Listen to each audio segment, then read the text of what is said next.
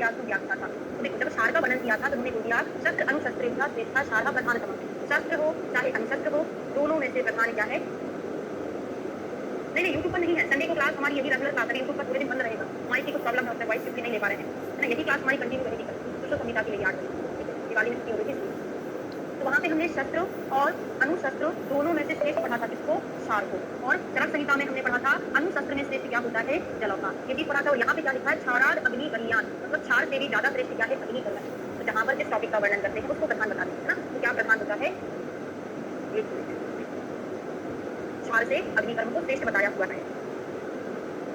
अगला श्लोक है हमारा, अग्नि द्वारा दहन करने के लिए कुछ उपकरण बताए हैं कि कौन कौन से उपकरण प्रयुक्त किए जाते हैं। अब यहाँ से किन उपकरणों का किस स्थान पर प्रयोग किया जाना चाहिए, बहुत इंपॉर्टेंट एग्जाम में पूछा जाता है। तो क्या क्या उपकरण यूज करते हैं हम? टिपली, अजाशत्र, गोदन, शर, शलाका, जांबूस, पितरलोह, स्वाद, त्रिगुण, स्नेह, ये सारे द्रव्य हैं जिनका उपयोग हम कहाँ करते हैं? अग्नि कर्म। अब इनमें से अलग अलग देखते हैं कि त्वचागत में किसका प्रयोग करेंगे, मांस में अगर अग्नि कर्म करना है तो किसका करेंगे, और शिरा स्नायु संधि अस्थि में करना है तो किसका प्रयोग करेंगे। सबसे पहले त्वचागत देखते हैं। तो टिपली, अजामल मतलब अजाशत्र, गोदंत, शर, शलाका। टिपली, अजाशत्र, गोदंत, शर, शलाका। शलाका भी लोहे की बनी होती है, लेकिन अगर आपसे पूछा जाए, अभी देखते हैं ना, इनका सबका त्वचा में जाम वॉश, जब ज्यादा चीजें हो तो हमको कम चीजें याद करना शुरू करना चाहिए। सबसे पहले हम देखते हैं मांस का। तो जाम वॉश और इतरलोह, दो ही चीजें हमने याद की है मांस को जलाने के लिए। क्या क्या? इतरलोह। इतरलोह मतलब लोह आदि धातुएं। क्या क्या चीजें आती हैं लोह आदि धातुओं में?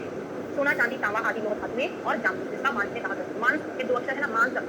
मांस को पकाया जाता है, आपने देखा होगा ना, कौन सा मांस बोलते हैं उसको, जो लकड़ी में छेद कर पकाया जाता है। ऐसा कुछ देखा है अभी मैंने, है ना? तो ऐसा अग्नि जलती रहती है, इस लोहे में उसको डालते हैं, मांस को पकाते हैं। तो याद रहेगा ना, लोहा आदि धातु मांस को पकाने में यूज की जाती है। और कुछ लकड़ी वाली भी यूज की जाती है। ये जो शलाका टाइप का दिख रहा है, लकड़ी टाइप का दिख रहा है, ये लोहे की भी हो सकती है और जामुन की भी हो सकती है, जामुन की लकड़ी भी हो सकती है। मांस में होती है जामुन की लोहा आदि। और छौत्र को इससे शिरा स्नायु संधि, शिरा स्नायु अस्थि हमारी बॉडी के बहुत अंदर होती है, मतलब स्किन के अंदर है ना, त्वचा के अंदर भी शिरा है, स्नायु, अस्थि, संधि। तो यहाँ पर कौन सी चीजें जाएगी? जो लिक्विड होगी, लिक्विड वाली जो ड्रग यूज करेंगे वो शिरा स्नायु में यूज करेंगे। ठीक है, कैसे कैसे यूज करेंगे? शौद्र गुण में, शौद्र कैसा है? लिक्विड है। गुण जब बनता है लिक्विड होता है, इसलिए लिक्विड होता है। लिक्विड का उपयोग हम गहरी धातु के लिए करेंगे, मतलब शिरा स्नायु आदि में करेंगे। बाकी तो सब कुछ बचा, जितना भी है वो हम त्वचागत में यूज करेंगे। याद हो गया सारी चीजें? जो रक्त का रेशो सर्च का बोला था, देखे हैं आप, बुक में देखा है रक्त तरंगली का रेशो। मैंने, मेरे पास रक्त पहुंचा है, तरंगली मैं देख नहीं पाई। अच्छा, बुक में देखा है, फिर इसको करेक्ट कर लेंगे, इसलिए मैंने आपको बोला था देख लीजिएगा। और जो हमने कल एक और क्वेश्चन दिया था ज्योति को, है ना, तो सभी बच्चे सही कर लेना, रस तरंगणी का जो रेशो है, ठीक है ना? सर जब आपको पढ़ाएंगे तो सर को आप बता दीजिएगा कि 1:4 है ना, करेक्शन कर लेना। शारंग और रस तरंगणी का सेम है, क्योंकि हमको जब पढ़ाया था हमने से नहीं लिखा था ना, हमको जो दिखाया था रस तरंगणी का 1:8 हमने आपको दिखा दिया, जैसे मैंने आपको बोला था एक बार कर लीजिए।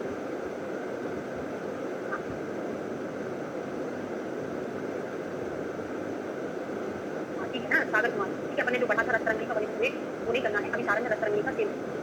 ठीक है, तो कर लीजिएगा, और सर से भी बोल दीजिएगा वो करेक्ट करवा दो। ठीक है, और एक और जो हमने उधर रोग आपको देखने को बोला था, तो डलहनी कमेंट्री में लिखा हुआ है, जहाँ पर उन्होंने बताया ना कि कहाँ कहाँ हमको क्षार का निषेध करना चाहिए, तो वहाँ पर भी उधर रोग आया है। और पानी क्षार का हम जहाँ प्रयोग करते हैं तो वहाँ पर भी उधर रोग आया है। तो जहाँ पर निषेध है वहाँ पे ये लिखा है कि सर्वांग शोध युक्त उदर रोग। हम जब पढ़ते हैं ना निषेध, वहाँ पर क्या लिखा था?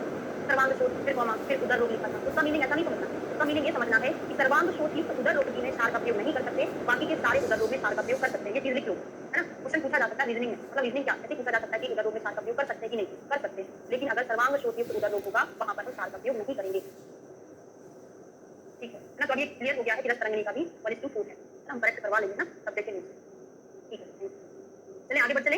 हो गया, यहाँ तक आपको सब कुछ याद हो गया। अब हमने जो पढ़ा था, क्षार का संग्रह कब करते हैं? शरद ऋतु में करते हैं। जलौका का संग्रह कब करते हैं? शरद ऋतु में करते हैं। ठीक है, अब अग्नि कर्म का प्रयोग कब नहीं करेंगे? जहाँ पर गर्मी बहुत पड़ेगी, तो गर्मी के दिनों में नहीं करेंगे। ग्रीष्म ऋतु में, शरद ऋतु जो होती है वहाँ पर काफी गर्मी होती है, तो शरद और ग्रीष्म ऋतु में, शरद और ग्रीष्म में हमको अग्नि कर्म का प्रयोग नहीं करना, क्योंकि वहाँ पर गर्मी बहुत ज्यादा है। तो शरद और ग्रीष्म में भी अगर आपका एक कंडीशन हो जाए, प्राणों का संकट उपस्थित हो, तथा अग्नि कर्म से ही साध्य हो, तो ऋतु विपरीत आहार आचरण आदि का प्रबंध कर अग्नि कर्म कराना चाहिए। आपसे सिंपली क्वेश्चन पूछा जा रहा है, शरद और ग्रीष्म में अग्नि कर्म का प्रयोग नहीं करेंगे। अब अग्नि कर्म का प्रयोग कहाँ कहाँ निषेध है? जैसे हमने आपको कहाँ पढ़ाया था, उसका मामा भागा कहाँ पढ़े थे? अभुक्त भक्त शस्त्र कर्म में पढ़े थे। कहाँ पर हमको खाना खा के शस्त्र कर्म नहीं करना चाहिए, बगैर खिलाए करना चाहिए। उसका मामा भागा बना था, उसमें से दो चीजें अलग कर देना। क्या? यहाँ पे जो लिख दिया था वो गलत लिख दिया था, श्लोक में नहीं है ना? एक मूढ़ गर्भ होता है और एक उदर रोग, इसको बस हटा दो, अग्नि कर्म बन जाए। इसको भी याद करने का एक ट्रिक है। जो अभुक्त भक्त शस्त्र कर्म में था वहां से मूढ़ गर्भ नहीं है यहाँ पर, और उदर रोग नहीं है, उसी से रिलेट करके याद कर लो ना। कैसे याद करोगे? उदर मतलब अब्डोमेन में क्या होता है? गर्भ होता है, अब्डोमेन में नहीं होता, गर्भाशय नहीं होता, लेकिन हमने याद कर लिया क्योंकि उदर का ही इनलार्जमेंट होता है जब गर्भ रहता है ना? तो दोनों चीजें कोरिलेट करके याद हो गया। गर्भ किसमें रहता है? उदर में रहता है। ये दोनों हटा के बाकी की यहाँ पर भी वही रोग है जिनमें हम अग्निकर्म नहीं करना है, मतलब बगैर खिलाए करना चाहिए। ठीक है, और किस प्रकार का आहार विहार खिलाकर हमको अग्निकर्म करना चाहिए? आगे देखिए, एक और एग्जाम में ये क्वेश्चन पूछा था, द्विविधम अग्निकर्म आहु अग्निकर्म कितने प्रकार का होता है? 4 प्रकार का भी होता है, आगे जाके पढ़ेंगे। वलय बिंदु विलेखा और प्रतिसारण, दहन विश्लेषण। दहन के 4 प्रकार, वलय, बिंदु, विलेखा, प्रतिसारण भी होता है। और अग्निकर्म के 2 भेद भी मानते हैं, कुछ आचार्य, कुछ आचार्य। आहूर एक ही मतलब होता है, कुछ अन्य आचार्य इसको 2 प्रकार का भी मानते हैं, एक त्वकदग्ध और एक मांसदग्ध। ठीक है, त्वकदग्ध मांस ऐसे 2 भेद मानते हैं, किंतु धन्वंतरी संप्रदाय में सिरा, स्नायु, संधि, अस्थियों में भी अग्निकर्म का निषेध नहीं है। ठीक है, अब यहाँ पे हर एक त्वकदग्ध का लक्षण बनने जा रहे हैं, काफी इंपॉर्टेंट, बहुत सारे एग्जाम में पूछा है। सबसे पहले त्वकदग्ध, त्वचा पर अगर हम दग्ध करते हैं तो ये त्वचा किस कलर की हो जाती है, हमको कैसी आवाज सुनाई देती है, और यहाँ पर जो दग्ध होता है उसका जो वर्ण स्टार बनेगा या निशान बनेगा वो कैसा होगा, है ना। निशान देखेंगे कैसा होगा, वर्ण देखेंगे कैसा होगा, शब्द देखेंगे कैसा सुनाई देगा, 3 चीजें हमको याद करना है। तो शब्द प्रादुर्भाव, दुर्गंधता, त्वक संकोचा, जब त्वचा में दग्ध करते हैं तो चट की आवाज आती है, जैसे स्किन जलती है ना तो चट की आवाज आती है, जैसे कभी आपने किया भी होगा बचपन में, जो उंगली उंगली जल जाती है चट की आवाज आती है, तो त्वचा जलती है तो शब्द निकलता है, दुर्गंधता निकलती है। तो इसलिए जब बाल जल जाते हैं ना, जब आप भगवान की जय करते हैं, आपकी चोटी में आग लग जाती है अचानक से, तो स्मेल आती है ना, तो वैसे ही स्मेल आती है, तो त्वचा में क्या हो जाएगा, हमारी जो त्वचा थी वो संकुचित हो जाएगी। यहाँ पर हमने जलाया था लेकिन यहाँ की भी सिकुड़ जाएगी। तीनों चीजें याद हो गई, शब्द प्रादुर्भाव, दुर्गंधता, और क्या होगा, त्वचा में संकोच हो जाएगा। फिर जब मांस का दग्ध होगा, मांस का दग्ध हम किससे कर रहे थे, 2 चीजें हमने पढ़ी थी। मांस, पता है मैंने डायग्राम भी बनाया था, भूलो ना ताकि, ये लकड़ी लोहे आदि की भी हो सकती है, जामन की लकड़ी भी हो सकती है, तो जामोश इतर लोह से हम मांस को दग्ध कर रहे थे। हमने एक और बना लिया, कबूतर का मांस हमने जो पकाया था बड़ा मस्त लगता है, कबूतर का मांस मस्त लगता है, तो कबूतर से कपोत, मांस से हो जाएगा मांस दग्ध। बाकी चीजें और ज्यादा याद करने की जरूरत नहीं है, मांस से पूछा जाता तो यही क्वेश्चन बनता, लेकिन फिर भी पूछ लिया जाए कभी। अल्प शवथु, वेदना, शुष्क संकुचित व्रणता, मतलब यहाँ पे थोड़ा सा पढ़ लेते हैं क्या लिखा है। कपोत के समान वर्ण होना, शोथ तथा वेदना का दोनों, शोथ भी कम है, वेदना भी कम है, सूखे और संकुचित व्रण का होना। तो जैसे ही आप कबूतर को चलाएंगे, है ना, कबूतर का अग्निकर्म आपने कर दिया, तो कबूतर में क्योंकि बेचारा छोटा सा तो था, तुरंत मर जाएगा, ना तो उसको वेदना हो पाएगी ना ही स्वेलिंग हो पाएगी, तो कबूतर में अल्पशवतु, अल्पशवतु बेचारा सूखा साखा कबूतर था, तो शुष्क संकुचित व्रण का याद हो जाएगा। यहाँ पे ओनली त्वचा में संकोच है, कबूतर कैसा था, सूखा साखा था, तो शुष्क संकुचित व्रण का याद रखिएगा। ठीक है, अब सिरा स्नायु में दग्ध होगा, ओनली सिरा स्नायु, अस्थि संधि आगे जाके आएगा, इसमें दग्ध होगा, तो कृष्ण उन्नत व्रण का व्रण कैसा रहेगा, काला काला रहेगा, तो स्राव सन्निरोध, स्राव कैसा हो जाएगा, रुक जाएगा। देखो सिराएं होती हैं, मतलब वेल्स होती हैं, इसमें अगर कट लगता है तो ब्लीडिंग होती है, ब्लीडिंग होती है ना, जब हम इसमें अग्नि दग्ध कर देंगे तो स्राव बहना रुक जाएगा। और सिराओं में कैसे कलर का ब्लड बहता है, काले कलर का, कृष्ण कलर का डीऑक्सीजनेटेड ब्लड रहता है सिराओं में, तो याद रहेगा सिराओं में काले कलर का रक्त बहता है, जो हम क्या बोलते हैं उसको स्राव बोलते हैं, जो कि कैसा हो जाता है, रुक जाता है। कोरिलेट करके याद करोगे, आराम से याद होगा। फिर अस्थि संधि में क्या मिलेगा, संधि अस्थि में, अस्थियां मिलकर ही आगे जाके संधियों का निर्माण करती है। ये संधियां कैसी होती हैं, वृक्ष अर्वता, कर्कश, स्थिर व्रणता, स्थिर व्रणता को पहले याद करो, है ना। यहाँ पर संधियां कुछ मोबाइल होती है, मूवमेंट वाली होती है, कुछ बगैर मूवमेंट वाली होती है, संधियों में स्थिरता रहती है, संधियों में कर्कश आवाज आती है, चट चट की आवाज आती है, संधि बात हो जाता है ना। वो जो हड्डियां होती है हमारी, अस्थियां होती है, उसमें वायु का स्थान होता है, तो सारे गुण वात के हैं, कर्कश होना, वृक्ष होना, अरुण होना, सभी के सभी वात के गुण हैं। आप जानते हैं जो अस्थियां होती है वो वायु का आश्रय, सारे गुण यहाँ पर वायु के आश्रय। इतना सभी को क्लियर हो गया, मैं आगे बढ़ चलूं, सब कुछ याद हो गया, बस कोरिलेट कर लो। त्वचा का संकोच ये कंफ्यूज करेगा, बता दिया, शुष्क संकुचित व्रणता, स्थिर व्रणता, सूखा साखा था, कबूतर याद कर लिया था, स्थिर व्रणता को हमने मूव करने वाली संधियां, बगैर मूव करने वाली संधियों से याद कर दिया। ठीक है, चलिए यही क्वेश्चन बहुत पूछा जाता है एग्जाम। फिर आते हैं कहाँ कहाँ पर हमको अग्निकर्म करना चाहिए, तो शिरोरोग, अधिमंद, भू, ललाट, शंख प्रदेश, यहाँ के रोग, सिर के रोग, आंख के रोग, है ना, भू हो गया, ललाट हो गया, शंख प्रदेश, यहाँ यहाँ सब जगह, और वर्त्म रोग, आद्रलक, कटी छन्ना दृष्टि कृत्वा, वर्त्म रोग, उपान। ठीक है, वर्त्म रोग मतलब ऐसा बोला है कि अगर वर्त्म रोग में दृष्टि को गीले वस्त्र से ढकना है, और रोम कुपो को या बालों की जड़ को दग्ध करना चाहिए। कुल मिला के वही है, सिर के रोग में अधिमंद है ना, यहाँ यहाँ चेहरे वाले जितने भी हैं, वर्त्म रोग में हमको करना है, हमको दृष्टि को गीले वस्त्र से ढक देना चाहिए, फिर रोम कुप या बालों में अग्निदग्ध करना चाहिए। ठीक है, और भी कहाँ कहाँ करना चाहिए, तो त्वचा, मांस, राज, स्नायु, संधि, अस्थि में होने वाली वायु की तीव्र पीड़ा में। अब जरा क्षार कर्म का निषेध पलटा के देखो, क्षार कर्म का निषेध हमने कहाँ पढ़ा था, क्षार कर्म का विशेष निषेध पलटा लिए हैं पेज, श्लोक नंबर 31, क्या लिखा है, पढ़ के सुनाओ। मर्म, सिरा, स्नायु, संधि, तरुणास्थि, सेवनी, धमनी, गला, नाभि, नाखून, इन सभी में हमको क्षार कर्म नहीं करना, लेकिन अग्नि कर्म तो करना है ना। तो देखिए त्वचा, मांस वहां पर भी था ना, सिरा था, स्नायु था, संधि था, इन सभी में हम क्या कर सकते हैं, अग्नि कर्म कर सकते हैं। जहां पर क्षार कर्म का निषेध था उन स्थानों में अग्नि कर्म करेंगे। फिर जिस व्रण में मांस उभर गया है, नमनैस है, ग्रंथि, अर्श, अर्बुद, भगंदर, अपकी, श्रीपद, तिलकालक, आंतरवृत्ति, संधि के रोग, सिराओं के कट जाने पर, ये बहुत इंपॉर्टेंट, सिरा छेदन आदि, जहां पर सिराओं का कट गया है, बहुत ज्यादा ब्लीडिंग होती है, तो वहां पर हम रक्त को रोकने के लिए वहां पे अग्निकर्म करेंगे, और रक्त के अधिक स्राव होने पर भी अग्निकर्म, शोणित, अतिवृत्ति और सिराछेदन, ये दोनों बड़े इंपॉर्टेंट है, बाकी का सिंपली हमको पढ़ना है कि क्षार जहां नहीं करते वहां अग्नि करते। अब क्वेश्चन पूछा जाता है अग्निकर्म के प्रकार या दहन के प्रकार, दहन विशेषा करके आता है, 4 प्रकार का होता है, वलय, बिंदु, विलेखा और प्रतिसारण, ये 4 प्रकार का होता है। अष्टांग संग्रह ने 7 बोला, कैसे 4 + 3, 4 और 3 7, 3 एक्स्ट्रा कौन कौन से हैं, अर्धचंद्र, स्वस्तिक और अष्टापद। 3 अच्छे से याद कर लेना, ये संग्रह के हैं, अर्धचंद्र, स्वस्तिक और अष्टापद। ठीक है, रोकित संस्थान वही प्रकार। हाँ, अब सम्यक दग्ध में क्या करना है, मधु सर्पिभ्याम अभ्यंग, यहाँ पर अम्ल वर्ग वाला कुछ नहीं दिया। अब जरा बताओ, हमने किसने पढ़ा था, अम्ल वर्ग के साबित करके सर्पी मधु संयुता, सर्पी के साथ मधु मतलब मोलैठी मिलाकर करना है, वो क्षार दग्ध में करते हैं ना, सम्यक रूप से क्षार दग्ध हो जाए, फिर उसमें हम सर्पी मधु मिलाकर करते हैं, अम्ल वर्ग साबित करके करते हैं। लेकिन अग्निकर्म में ओनली क्या है, मधु और सर्पी, मधु मतलब यहाँ पे शहद की है, मधु मोलैठी नहीं है। ठीक है, तो मधु सर्पी का अभ्यंग करेंगे, यही तो अंतर है। तो जल्दी जल्दी पढ़ने में हम क्षार वाले में मधु लगा के आ जाते हैं। और कहाँ अग्निकर्म नहीं करना चाहिए, बड़ा इंपॉर्टेंट है, जहाँ पे हम क्षार कर्म नहीं करते, बहुत उष्णता वाली चीजें हैं, यहाँ पर भी अग्निकर्म भी नहीं करेंगे, जैसे पित्त प्रकृति वाला अंतः शोणित, ये बड़ा इंपॉर्टेंट है। अंतःशोणित मतलब होता है रक्त पित्त, तो क्षारकर्म भी नहीं करते, अग्निकर्म भी नहीं करते। अगर आपसे बोलेगा शोणित अतीत वृत्ति, ये शोणित अतीत वृत्ति का मतलब समझ रहे हो, ये सिराओं से निकल रहा है, कहीं पर कट लग गया था, कहीं से ब्लीडिंग हो रहा है, वहां पर हम अग्निकर्म करेंगे। लेकिन खून की उल्टियां हो रही है, नाक में से निकल रहा है, गुदा में से निकल रहा है, तो अग्निकर्म नहीं कर सकते, प्राकृतिक मार्ग से निकल रहा है। ठीक, बात समझ में आ रही कि नहीं आ रही? शोणित अतीत वृत्ति का मीनिंग रक्त पित्त नहीं है, ये सिराओं से कहीं से रक्त निकल रहा है, वहां पर अग्निकर्म कर सकते, लेकिन अंतःशोणित रक्त पित्त में नहीं कर सकते। यही क्वेश्चन हमको एग्जाम में कंफ्यूज कर देता है, अच्छे से मार करके याद कर लेना। ठीक है, भिन्न कोष्ठ, भिन्न कोष्ठ का मतलब दो जगह अलग अलग बोला है। भिन्न कोष्ठ सुश्रुत ने बोला है अतिसार, अतिसार के रोगी ने हमको अग्निकर्म नहीं करना, जबकि बागवत जी ने क्या बोला है, भिन्न कोष्ठ मतलब होता है जैसे कोष्ठ में भिन्न कोष्ठ का अतिसार रचना करके शस्त्र आदि से भिन्न उदर, ऐसा अर्थ करते हैं बागवत। ये बागवत का है ना, भले नहीं लिखा है जो भी है, ये बागवत ने बोला है कि शस्त्र आदि से अगर किसी का कोष्ठ में भेदन हो जाए तो वहां से ब्लीडिंग होगी, तो उस ब्लीडिंग में भी हमको अग्निकर्म नहीं करना चाहिए। बागवत ने भिन्न कोष्ठ मतलब शस्त्र आदि से भिन्न लिया, जबकि सुश्रुत ने उसको क्या बोला है, अतिसार बोला है। ठीक है, ये चीज क्लियर हो गया। ये डिफरेंशिएशन जो होता है बागवत का, जो थोड़ा सा डिफरेंट होता है, वो पूछा जाता है। और अनुद्धृत शल्य, जिसका शल्य अंदर ही पड़ा है, हाँ इसमें दिया है, लेकिन इसमें शायद बागवत नहीं लिखा है। चरण में अग्निकर्म बाल बरगनिया, ये जो रेफरेंस है ना, ये बागवत का है ना, यहाँ पे नाम नहीं लिखा शायद, है ना। मैंने सब्जेक्ट के नोट्स में लिख के आपको दिया है बागवत का रेफरेंस है। ठीक है, शल्य ना निकाला हो, दुर्बल वाला बर्बानी गणों से पीड़ित है, आज स्वेदन था, जिसके लिए स्वेदन, हाँ जिनमें स्वेदन नहीं करा सकते, मैं अग्निकर्म नहीं करा सकते, इंपॉर्टेंट है। स्वेदन के जो अयोग्य है वो अग्निकर्म के भी अयोग्य है। इसके पश्चात इतरधा दग्ध या प्रमाद दग्ध के लक्षण कहते हैं। अब यहाँ से फिर क्वेश्चन बनता है, सुश्रुत जी ने अग्निकर्म में इतरधा दग्ध के कितने भेद बताए, इतरधा दग्ध, इतरधा दग्ध 4 बताए। बागवत ने इतरधा दग्ध को नाम क्या दिया है, प्रमाद दग्ध। ये बागवत का दिया हुआ नाम है, बात समझ में आ रही ना। बागवत ने ये नाम दिया है, इतरधा दग्ध को बागवत ने प्रमाद दग्ध कहा है। अब कितने प्रकार का होता है, 4 प्रकार का होता है। ठीक है, आगे जाकर हम उनके लक्षण पढ़ेंगे। अभी लिखा है तत्र स्निग्ध रुक्षवास द्रव्यम अग्नि दहति। अब यहाँ पर फिर क्वेश्चन बनता है कि द्रव्यों का आश्रय लेके या द्रव्य के आधार पर अग्निकर्म कितने प्रकार का। पहला सिंपल क्वेश्चन, अग्निकर्म के प्रकार कितने, 4। दहन विशेषण कौन से, वलय बिंदु लेखा प्रतिसार। दूसरा क्वेश्चन पड़ेगा कि द्रव्य के आधार पर, द्रव्य के आधार पर अग्निकर्म 2 प्रकार, या तो हम स्निग्ध द्रव्यों से अग्निकर्म कर सकते हैं या रुक्ष द्रव्यों से कर सकते हैं। तो स्निग्ध और रुक्ष, अग्नि स्निग्ध और रुक्ष द्रव्य का आश्रय पाकर जलाती है, मतलब 2 प्रकार से हो सकता है। ठीक है, समझ रहे हैं, द्रव्य के आधार पर 2 प्रकार का स्नेह रुक्ष। अग्नि संतप्त स्नेह सूक्ष्म कारणिक स्वकादिना अनुप्रवेश तस्मात् स्नेह तत्व अधिकार ऊर्जा बनती। क्या बोला है कि अग्नि संतप्त स्नेह पदार्थ छोटी छोटी सिराओं में प्रवेश करने की क्षमता रखता है, त्वचा आदि में प्रवेश होकर शीघ्र ही जला देता है। सबसे ज्यादा खतरनाक जलना तेल से जलना होता है, स्नेह दग्ध। सबसे ज्यादा खतरनाक वेदना किसमें होती है, स्नेह दग्ध में।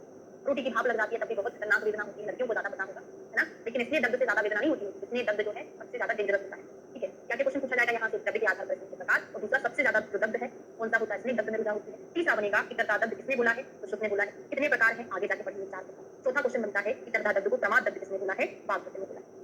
डॉक्टरी ने भी दग्ध के द्रव्यांश 2 भेद किए हैं, जैसे अब ठोस पदार्थ अग्नि ज्वाला से जले को वर्ण कहते हैं, जो कि रुक्ष दग्ध है, और तेल आदि द्रव्य से उष्ण गैस हवा से जलने को स्काल्ड क्या, द्रव दग्ध कहते हैं। अच्छा, लड़कों को बुरा लग जाता है, आप यहाँ बनाते हैं, हमारे यहाँ नहीं बनाते ना, इसलिए हमको पता नहीं। क्या त्वचा और मांस वाला वो कोई दग्ध का प्रकार नहीं है ना। वो तो ऐसा है कि त्वचा में अगर हम दग्ध करते हैं तो किस प्रकार उसमें लक्षण होता है, वहां वो कोई प्रकार के अंदर नहीं आता। अच्छी बात है ना, लड़कियों के बराबरी पे आपको लड़कियों के बराबर काम करना आना चाहिए, उनकी वेदना आपको भी समझ में आनी चाहिए ना। चल, अब पृष्ठ दुर्दग्ध, सम्यक दग्ध, अति दग्ध, ऐसे इतरता दग्ध के 4 भेद होते हैं। सबसे पहले देखते हैं पृष्ठ दग्ध। पृष्ठ दग्ध क्या होता है, खुद से पढ़ेंगे समझ में आ जाएगा, संस्कृत से पढ़ने की जरूरत नहीं है। उनमें से जहां अति मात्रा में त्वचा का रंग विकृत हो जाए, झुलस जाए, उसे पृष्ठ दग्ध कहते हैं। पृष्ठ दग्ध किसे कहते हैं, जैसे रोटी बनाते बनाते हाथ में भाप लग जाती है, क्या होती है, स्किन थोड़ी सी झुलस जाती है, गिरती नहीं है, केवल डिस्कलरेशन सा हो जाता है, उसको पृष्ठ दग्ध कहते हैं। अब संस्कृत पढ़िए क्या बोले हैं, यदि विवरणम, क्या होता है, रोटी की जब भाप लगती है, पृष्ठ मतलब छोटा सा, तुच्छ सा दग्ध हो जाता है, इसलिए भागवत ने इसको क्या बोल दिया, तुच्छ दग्ध बोल दिया। तुच्छ को तुच्छ पढ़ लो, याद करने के लिए, तुच्छ मतलब छोटा सा जल जाता है रोटी बनाते समय, तो भागवत ने पृष्ठ को तुच्छ बोला है। केवल क्या होता है, स्किन जो है डिस्कलरेशन हो जाता है उसका, और पृष्ठते अति मात्रा में पृष्ठम, और यहाँ पर क्या होता है, थोड़ा सा जलन ज्यादा होती है ना, जहाँ अति मात्रा में त्वचा का रंग विकृत हो जाए और झुलस जाए, ठीक भागवत का। जहाँ पर जलने पर भयंकर छाले पड़ जाए, जोश, दाह, राग, पाप, वेदना, तीव्र तथा अधिक समय में जिसकी शांति, उसको दुर्दग्ध। दुर्दग्ध मतलब क्या होता है, दुर मतलब बुरा, अच्छा नहीं, बुरा वाला दग्ध। कब बुरा वाला दग्ध कहलाएगा, जिसमें बहुत ज्यादा छाले पड़ जाए, जोश होने लगे, दाह हो जाए, राग हो जाए, पाप हो जाए, वेदना बहुत ज्यादा हो, अधिक समय में शांत हो, तो दुर्दग्ध कहलाता है। दग्ध में देखो, स्फोट, तीव्र जोश, दाह, राग, पाप, वेदना, चिरों शांत, देर में ठीक होगा, बुरा वाला दग्ध कहलाएगा। सम्यक में क्या कहलाएगा, अनवगार। जैसे अपन अग्निकर्म करते हैं ना, है ना, उसके निशान पड़ते जाते हैं, वो गड्ढे अगर गहरे हो जाएंगे ना, तो सम्यक नहीं कहलाएगा, अनवगार। मतलब थोड़े से सुपरफिशियली वो गड्ढे बने तो हम कहेंगे कि सम्यक हो गया। सम्यक दग्ध में अनवगार ताल फल के समान मिलेगा। पक्व ताल कपोताभम किसने बोला है, पक्व ताल कपोताभम, ऐसे कुछ लक्षण पढ़े हो, पक्व ताल कपोताभम, वेरी गुड। बागभट्ट ने बोला है, उसने हृदय संग्रह देखना ना किसका है, मुझे याद नहीं है, बागभट्ट का संग्रह हृदय में आपको देखना पड़ेगा। ठीक है, इनका क्या है, ताल फल के समान होता है, और पूर्व लक्षण, पूर्व लक्षण उन्होंने बोल दिया कि ऐसा तो मिलेगा, बाकी दुर्दग्ध के लक्षण भी प्रेजेंट होंगे, दुर्दग्ध के लक्षण यहाँ पर मिलेंगे, लक्षण भी के समान वाले। जहां पर बड़ा नीचा ना उसका रंग ताड़ के फल के समान से समान होता है, पूर्वोक्त त्वचा मांस सिरा के दाह लक्षणों से युक्त हो। हाँ, पर दुर्दग्ध के लक्षण प्रेजेंट ना हो, क्या हो, यहाँ पर जो हमने पढ़ा था ना, त्वचा में जलने पर कैसा लक्षण मिलेगा, मांस में कैसा लक्षण मिलेगा, वो लक्षण यहाँ पर हो, ना कि दुर्दग्ध के लक्षण प्रेजेंट। अभी तक यही समझ में आ रहा था कि दुर्दग्ध के लक्षण प्रेजेंट हो। ठीक है, संग्रह का है, ठीक है। क्लियर हो गया? त्वचा मांस सिरा के दाह के जो लक्षण होते हैं वैसा ही यहाँ पर मिले तो सम्यक कहलाता है। अब अति में क्या होगा? बहुत ज्यादा जल गया तो मांस का अवलंबन होगा, मांस लटकने लगेगा, बहुत जल गया है। शास्त्र विश्लेषण जो हमारी बॉडी की जॉइंट्स थे वो सब इधर-उधर खिसक गए हैं। सिरा स्नायु संधि अस्थि यहाँ पर अति मात्रा जो सिरा स्नायु अस्थि संधि आदि सब जल जाती है और जो दांत पासा मूछा आदि उपद्रव उत्पन्न हो जाते हैं और व्रणश्च चिरेण रोहति रूढ़श्च विवरणो भवति। बहुत इंपॉर्टेंट, व्रण जो है बहुत देरी से उठेगा, क्यों? क्योंकि बहुत ज्यादा जल गया है। और अगर भर भी जाता है तो वो कैसा होता है? डिस्कलरेशन वहां पर होता है। जैसे कोई इंसान अग्नि में जल जाता है तो उसका जो अग्नि में जला हुआ अलग ही दिखता है, वो व्रण कभी भी नहीं होता अग्नि में जला हुआ, अगर अति मात्रा में दग्ध हो जाए। आपने ये देखा होगा, रोटी बनाते हैं, कढ़ाई वाली सब्जी बनाते हैं, थोड़ा सा जल जाता है वो ठीक हो जाता है, क्योंकि वो क्या रहता है? पृष्ठ दग्ध रहता है ना, दुर्दग्ध रहता है। लेकिन अगर जो अग्नि में जल जाते हैं ना, आग में जल जाते हैं कुछ लोग, उनके जो निशान पड़ते हैं वो कभी नहीं ठीक होते, इसलिए बोलते हैं कि कुछ जला ठीक हो जाता है, कुछ नहीं होता, वो अति दग्ध की कंडीशन होती है जो कभी ठीक नहीं होता है। ठीक है, क्लियर हो गया है? अब मैं आपसे एक और चीज पूछूंगी, कब पूछूंगी? जब मैं आपको सुश्रुत संहिता का सूत्र स्थान का ही 25 नंबर का चैप्टर बनाऊंगी, वहां पर आएगा स्नायु वृद्धि का लक्षण। क्या आता है स्नायु वृद्धि का लक्षण? भूल गई हूं मैं, बताएं जरा। वहां पर भी व्रण देरी से करता है। चिरेण एक ही लेते हैं, जाओ। चिरात व्रणो रोहति, हाँ, चिरात व्रणो रोहति, लिख लो। स्नायु वृद्धि में पढ़ते हैं, वेरी गुड। चिरात व्रणो रोहति स्नायु वृद्धि का लक्षण होता है। ठीक है, ये क्लियर हो गया आपको? विवरण पृष्ठ दग्ध में क्या हो रहा है? केवल विवरणता हो रही थी। दुर्दग्ध में वही जो स्फोट हो रहा था, देर से ठीक हो रहा था, सम्यक में तालफल के समान उत्पत्ति आदि लक्षण आने से वो मिलेंगे। अति दग्ध मांस लटकने लगेगा, घाव देरी से भरेगा, पास लगने लगेगा। ठीक है, अब अग्नि से कुपित हुआ मनुष्य, ये नहीं पढ़ना है हमको। अब आ जाइए आप चिकित्सा देखते हैं। अब दग्ध दोष के रोगी की शांति के लिए चिकित्सा देखते हैं। तो पृष्ठ दग्ध में क्या देखिए? पृष्ठ से अग्नि तपनम कार्यम उष्णम तदातनम। हमको पृष्ठ दग्ध में क्या करना है? केवल उष्ण चिकित्सा करना है ना। पृष्ठ दग्ध में कभी ठंडे पानी में एकदम हाथ नहीं डाल देना है ना, इसमें उष्ण जल से चिकित्सा कर हो गया। पृष्ठ में जले भाग को अग्नि से तपाना, तो गरम जला हुआ है और गरम और लगा दो ना, जले पे नमक छिड़क, तो वही बात हो गई ना। तो पृष्ठ में केवल हमको उष्ण चिकित्सा करना है, अग्नि से तपाना है और उष्ण औषधि का ही प्रयोग करना चाहिए। बाहर लेपाती जो भी हम आभ्यंतर औषधियों का प्रयोग कर रहे हैं उष्ण होना चाहिए। ठीक है, शरीर शून्य भूष्टे शून्य भवति शोणितम प्रकृत्या उदकम शीतम स्कंदति शोणितम तस्मात् सुख्याति उष्णम नातु शीतम पतंजनम। अब यहाँ से रीजनिंग क्वेश्चन बनेगा, आपने ये तो पढ़ लिया पृष्ठ दग्ध में गरम चिकित्सा करोगे, यहाँ पर शीतल चिकित्सा क्यों नहीं करते? ये रीजनिंग क्वेश्चन बनता है, तो यहाँ पर क्यों नहीं करना चाहिए? देखिए, दग्ध के कारण यहाँ से रीजन दिया है। दग्ध के कारण क्या होता है? हमारे शरीर के अधिक मात्रा में शून्य हो जाने से रक्त भी कैसा हो जाता है? गर्म हो जाता है, शून्य हो जाता है। ऐसी दशा में शीतोपचार या शीतल जल का प्रयोग किया जाए तो स्वभाव से ही वह रक्त को अधिक स्पंदित कर देगा। क्या कर देगा? अगर ठंडा पानी हम यूज करेंगे या शीतल उपचार यूज करेंगे तो वो रक्त को स्पंदित कर देता है। इसलिए व्रणों का प्रक्षालन करने में तथा पीने के लिए उष्ण जल का ही प्रयोग करना चाहिए। समझ गए? क्या करना है? अग्निकर्म जब पृष्ठ दग्ध होता है तो हमारा जो रक्त है वो भी कैसा हो जाता है? शून्य हो जाता है, पीड़ित हो जाता है। ऐसी दशा में अगर हम शीतल उपचार करेंगे तो रक्त कैसा हो जाएगा? स्पंदित हो जाएगा। इस कारण से हमको शीतल उपचार नहीं करना चाहिए। ठीक है, अब दुर्दग्ध में याद कर लो, दुर्दग्ध में क्या है? दुर्दग्ध ऐसे लिखते दा से दा फॉर दो, दो फॉर दोनों, दोनों चिकित्सा करेंगे, ठंडा भी करेंगे, गर्म भी करेंगे। शीतम उष्णम चा दुर्दग्ध क्रियाम को याद रख सकते ना, हमको शीतल और दोनों प्रकार का करना है। मतलब यहाँ पर जो हम घृत लेपन से आदि प्रयोग, लेकिन घृत आलेप और सेक का प्रयोग केवल शीतल रूप में ही करना है, बाकी चिकित्सा हम उष्ण कर सकते हैं। दुर्दग्ध में आपने क्या पढ़ा? शीतल चिकित्सा भी कर सकते हैं, उष्ण भी कर सकते हैं, लेकिन घृत लेप और सेक का जो आप प्रयोग कर रहे हैं ये उष्ण और शीतल दोनों नहीं होना चाहिए, केवल शीतल ही होना चाहिए, है ना। जो आप परिषेक के लिए घृत यूज करेंगे, आलेप यूज करेंगे या सेक का प्रयोग करेंगे वो ऑनली कैसा होना चाहिए? केवल शीतल ही होना चाहिए। सम्यक दग्ध में क्या करेंगे? केवल एक चीज याद करना है, पित्तज विद्रति के समान। और अति दग्ध में क्या करेंगे? पित्तज विसर्ग के समान चिकित्सा करोगे। इनमें तो केवल यही चीज याद करना, इससे ज्यादा यहाँ से क्वेश्चन ही नहीं बनता। सम्यक और अति दग्ध क्या होता है? सम्यक मतलब अच्छा वाला, अति मतलब उससे ज्यादा विद्रति। तो विद्रति क्या होती है? इनिशियल कंडीशन होती है, जब विद्रति बहुत ज्यादा बढ़ जाती है तो विसर्ग का रूप धारण कर लेती है। सम्यक में विद्रति विकराल रूप धारण करेगी तो उसमें विसर्ग के समान चिकित्सा करेगी। ठीक है, बाकी ऐसा कुछ नहीं समझ में आया कि जो विशीर्ण मांस हो जाता है ना, उसमें क्या करेंगे? शीतल चिकित्सा करेंगे, तंडुल बंधन आदि का प्रयोग करेंगे, जिसमें शीतलेप कलाएं। कभी नहीं पूछा अभी तक, केवल यही चीज पूछा जाता है, पित्तज विद्रति और पित्तज विसर्ग के समान। अब कुछ प्रयोग भी बताए हुए हैं, अब यहाँ पे कुछ अलग अलग रोग के नाम भी आ गए, देखते हैं। अब इसके पश्चात धूमोपहत के लक्षण।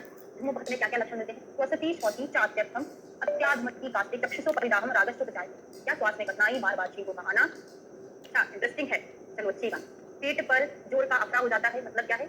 आत्मान हो जाता है, खांसी चलती, नेत्रों में जलन, लालिमा, श्वास क्रिया में धुआं होता है, श्वास में धुएं की गंध आती है, अन्नपदार्थ का गंध ज्ञान नहीं होता, रसों को बचाने का ज्ञान नहीं होता है, श्रवण शक्ति नष्ट हो जाती है, प्यास दाज और पीड़ित होकर दुर्बल मूर्छा भी जाती है। इस तरह धूमोपहत के लक्षण और इसके खत्म एक लाइन में याद कर लो, धुआं।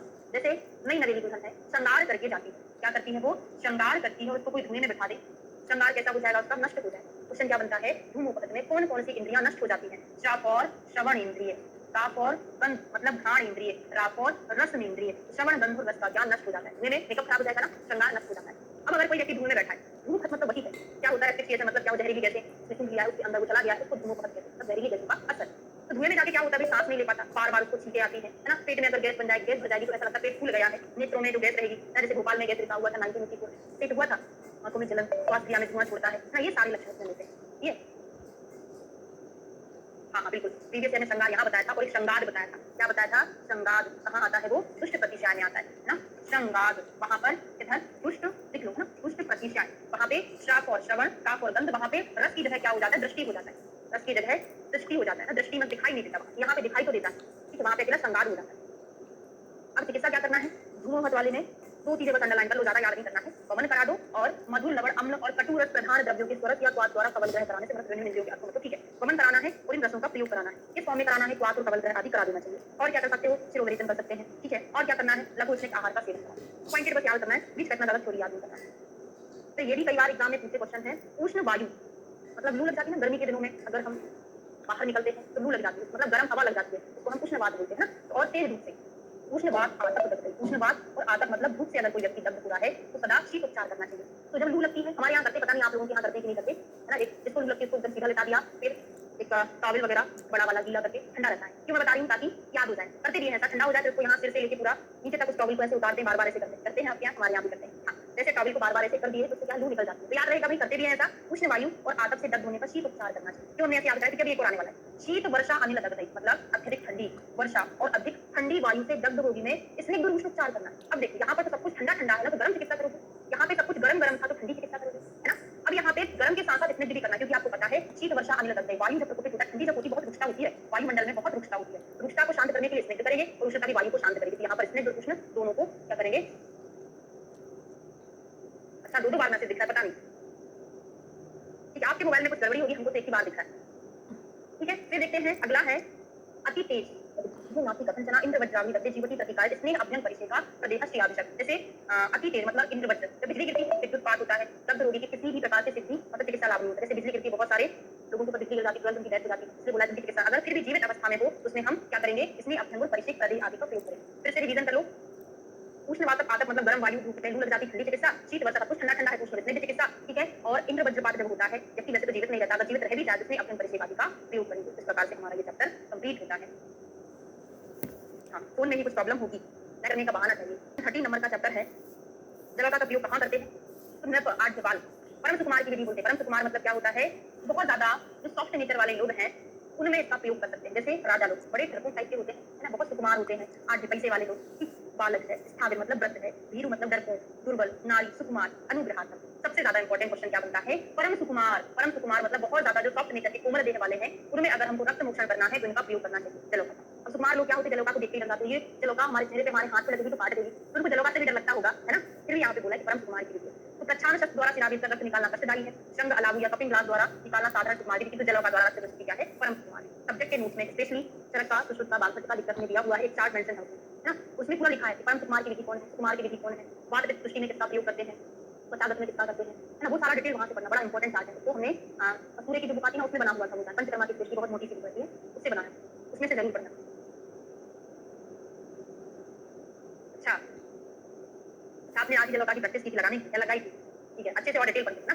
प्रस्ताव चेतन में ही बात के किताब से दूसरे रक्त में, हाँ, अब यहाँ से फिर क्वेश्चन बनता है, संग जलोका अलाव, ये सामने पढ़ते हो ना, तो बाद में संग पित्त में जलोका अलाव किसमें करते हैं, कब, ये तो ठीक ठाक है। लेकिन आजकल जो क्वेश्चन बनने लगे हैं वो कैसे बनने लगे हैं कि बाद में संग का प्रयोग करते हैं तो किस गुण के कारण संग जो है वात को शमन करता है, किस गुण के कारण जलोका, पित्त और अलाव किस गुण के कारण कब का शमन करता है, तो ये क्वेश्चन बड़ा इंपॉर्टेंट है। कारण है कि जो संग होता है वो स्निग्ध होता है, और आप जानते हैं वायु कैसा होता है, रुक्ष होता है, तो स्निग्ध होने के कारण वात का शमन करता है। जलौका जो है शीतल होता है, पित्त कैसा होता है, उष्ण होता है, तो जलौका जल में रहता है तो जल कैसा होता है, शीतल होता है, शीतल होने के कारण पित्त का शमन करेगा। और तुम्बी जो होती है, अलाबु जो होती है, रुक्ष होने के कारण कब को शमन करती है, कब कैसा होता है, स्निग्ध, बहुत सिंपल सा है, यहाँ पर स्निग्ध है, शीतल है, वहां पे क्या है, रुक्ष है। ये ऐसे रीजनिंग क्वेश्चन में जाते हैं ये सारे क्वेश्चन। अब और देखते हैं शनि के बारे में और डिटेल पढ़ते हैं, हमने अभी देख तो लिया था कि स्निग्ध होता है, और बाकी के सारे गुण इसके बाद के अपोजिट रहते हैं। क्या रहता है, स्निग्ध है, वायु के रुक्ष के अपोजिट है, उष्ण है, वायु के शीत के अपोजिट होता है, और मधुर भी होता है। ऐसा है, अलग से मधुर याद कर लीजिएगा, दो चीज तो आपको याद हो जाएंगी, वायु के अपोजिट स्निग्ध और उष्ण, स्निग्ध और उष्ण। एक और याद करना पड़ेगा, मधुर, मधुर होने के कारण ये बात का शमन करता है, ठीक है। हाँ, आजकल लोग मीठी मीठी बातें करते हैं, कड़ी बातें नहीं करते ना, क्या बातें करते हैं, मीठी बातें करते हैं ना, तो जो वायु होता है ना वो मीठा रस से ठीक हो जाता है, ठीक है। तीनों चीजें याद करना बड़ा जरूरी है, इसलिए बात से दूसरी तरफ से हमको किससे करना चाहिए, शंग से। अब जलोका क्या होती है, शीतल स्थान में वास करती है ना, मधुर होती है जलोका, खाने अधिवास करता है, जल में उत्पन्न होने रस में मधुर होता है, और कैसा होता है, पित्त सृष्टि का। यहाँ पे दूसरी याद करनी थी हमको, मधुर रस और शीत, तो संग भी मधुर होता है, जलोका भी मधुर होता है ना, यहाँ पे शीत वीर्य है, यहाँ पर उष्ण वीर्य है, बाकी यहाँ पर स्निग्ध अलग से याद रखिए, ठीक है। कुंडली में क्या होता है, हमने क्या क्या याद किया था, कटु रुक्ष और तीक्ष्ण, KTR, कतरना समझते हैं, कुतरना समझते होंगे, तो चूहा होता है, क्या करता है, कुतर कुतर के घर के कपड़े अपने खा जाता है, खा जाता है, कुतर के, और हमारी बॉडी के अंदर हम जो शोषण कराते हैं उसमें हम मधु डालते हैं, जो भी चीजें डालते हैं वो कुतर के कप को निकाल देती है ना, तो यहाँ पे कतर याद करना, K फॉर कटु, टा फॉर तीक्ष्ण, रा फॉर रुक्ष हो जाएगा, याद हुआ कि नहीं हुआ? एक बार और बता दो। शंग में 3 चीजें पढ़ी, उष्ण, स्निग्ध और मधुर। पित्त में 2 चीजें पढ़ी, जलौका में मधुर और शीतल। कफ में हमने कतर याद कर लिया। पित्त में 2 ही चीजें याद करनी थी, कफ का कोड बना लिया कतरना, क्योंकि ये क्वेश्चन कैसा यहाँ पे और कुछ भी देगा ऑप्शन, है ना? तो फिर कंफ्यूजन हो जाती है, हम पास पहले अच्छे से रख लेते हैं, तो अभी अच्छे से रख के याद करना है। अब सर्वप्रथम जिस स्थान से रक्त निकालना है वहां पर छान लगाना है, पतले वस्त्र के डोरे से बांधकर सिंह के मुख में रख के मुख द्वारा आदेशन विधि से रक्त का अवशेषण करना चाहिए। तुम्बी में रक्त या तैयार हुई भीतर रक्त जलाकर तुम्बी से दूसरे स्थान से रक्त निकाला गया, आपको सब पता है। हमको क्या करना है, जहाँ पे रक्त निकालना छान कैसा होता है वहां पे हमने कट लगा दिया। फिर क्या करना है, वहां पे हमने पत्र के को डोरे से बांधकर सिंह के मुख में रखकर मुख द्वारा हमने वहां पर सिंह रख दिया और सिंह का मुख यहाँ पर अपने मुख में लगाया, उसको वहां से क्या कर दिया, आदूषण करके रक्त का अवशेषण कर दिया। ठीक है, ये तो हो गया संगता। और दूसरा क्या हो गया, अलाबू। अलाबू जहाँ पे रक्त निकालना है वहां पे हमने क्या रख दिया, वहां पे कोई प्रच्छान करके ना दिया जला दिया या फिर स्प्रिट से रखकर उसको जलाकर दूसरी जलाकर तुम्बी को दूसरे स्थान पर, तो वहां पे वैक्यूम क्रिएट हो जाता है, तो वहां से रक्त निकल जाता है। ये सब पढ़ के याद नहीं होगा, ये सब आप डायरेक्ट करते हो या यूट्यूब पर देखना फिर पता किया जाता है, आपको समझ आ जाएगा। क्योंकि हमारे हॉस्पिटल में ये किया जाता था, तो इसको याद करने की जरूरत नहीं, आपके यहाँ भी किया जाता है तुम्बी का और इसका शंग का।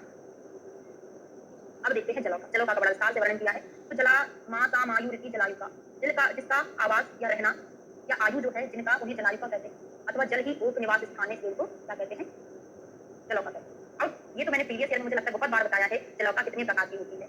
12 ही आंसर लगाओगे, 6 कोई नहीं लगाएगा, क्योंकि सिंपल क्वेश्चन पूछा जा रहा है। तो 12 जलौका है। फिर आपसे पूछा जाए सविश जलौका कितनी है, निर्विश जलौका कितनी है, वो भी 6। सविश निर्विश 6 होती है, बाकी सिंपली 12। कौन कौन सी होती है, सिंपली क्वेश्चन पूछा जाता है तो यही क्वेश्चन बनता है, निम्न में से कौन सी सविश जलौका है, कौन सी निर्विश जलौका है। ठीक है, तो बस यही टॉपिक कंप्लीट करके क्लास को खत्म करेंगे। तो सविश जलौका का एक कोड है, विषैली जलौका का कोड क्या है, काक गोसाई। काक गोसाई, के फॉर करगुरा, के फॉर क्या हो रहा है, क्लास भी सोच रहे कि अब मत पढ़ाओ, है ना, ऐसे बता देते, हैंग हो गया।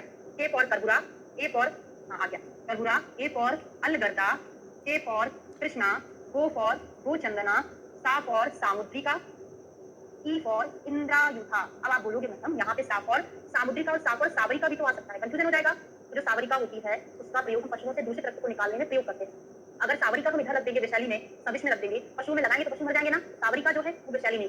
ठीक है, तो का के गुसाई से आपको ये 6 याद रखना है, बाकी निर्विश का याद कर लो। कपिश कुमूसा, पहला वर्ड मैंने मिलाया है, कपिश कुमूसा, कुमूसा।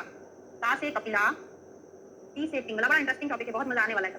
सा से शंकुमुखी, शंखमुखी है कि शंकुमुखी है, शंखमुखी है, शंखमुखी। मु से पुंडरीक मुखी, वो सा से हो जाएगा सावरिका, और मुंह से हो जाएगा मूसिका, मुंह से मूसिका। याद कर लेना, अंदर का डीपली क्वेश्चन तो बात की बात है, सुपरफिशियली पूछ लेगा ना, कौन सी सविश है कौन सी निर्विश। ठीक है, तो हमारा 13वां नंबर का जो चैप्टर है लगभग आधा तो नहीं हुआ, थोड़ा सा हो गया है। कल हम इसको फिनिश करेंगे, मॉर्निंग में 8 बजे शुरू करेंगे क्लास, और 40 नंबर का भी थोड़ा बहुत। ठीक है, समझ में आ रहा है कि नहीं सोचो समिता? 40 नंबर का चैप्टर जलों का उच्चारण हमने कल शुरू किया था। द्वादश जलोकाएं हमने पढ़ी थी, कौन कौन सी होती है, सविश जलोका और निर्विश जलोका। इसका कोड भी पढ़ा था। सविश जलोका में हमने पढ़ा था काक गुसाई, और निर्विश में हमने पढ़ा था कपिश कुमूसा।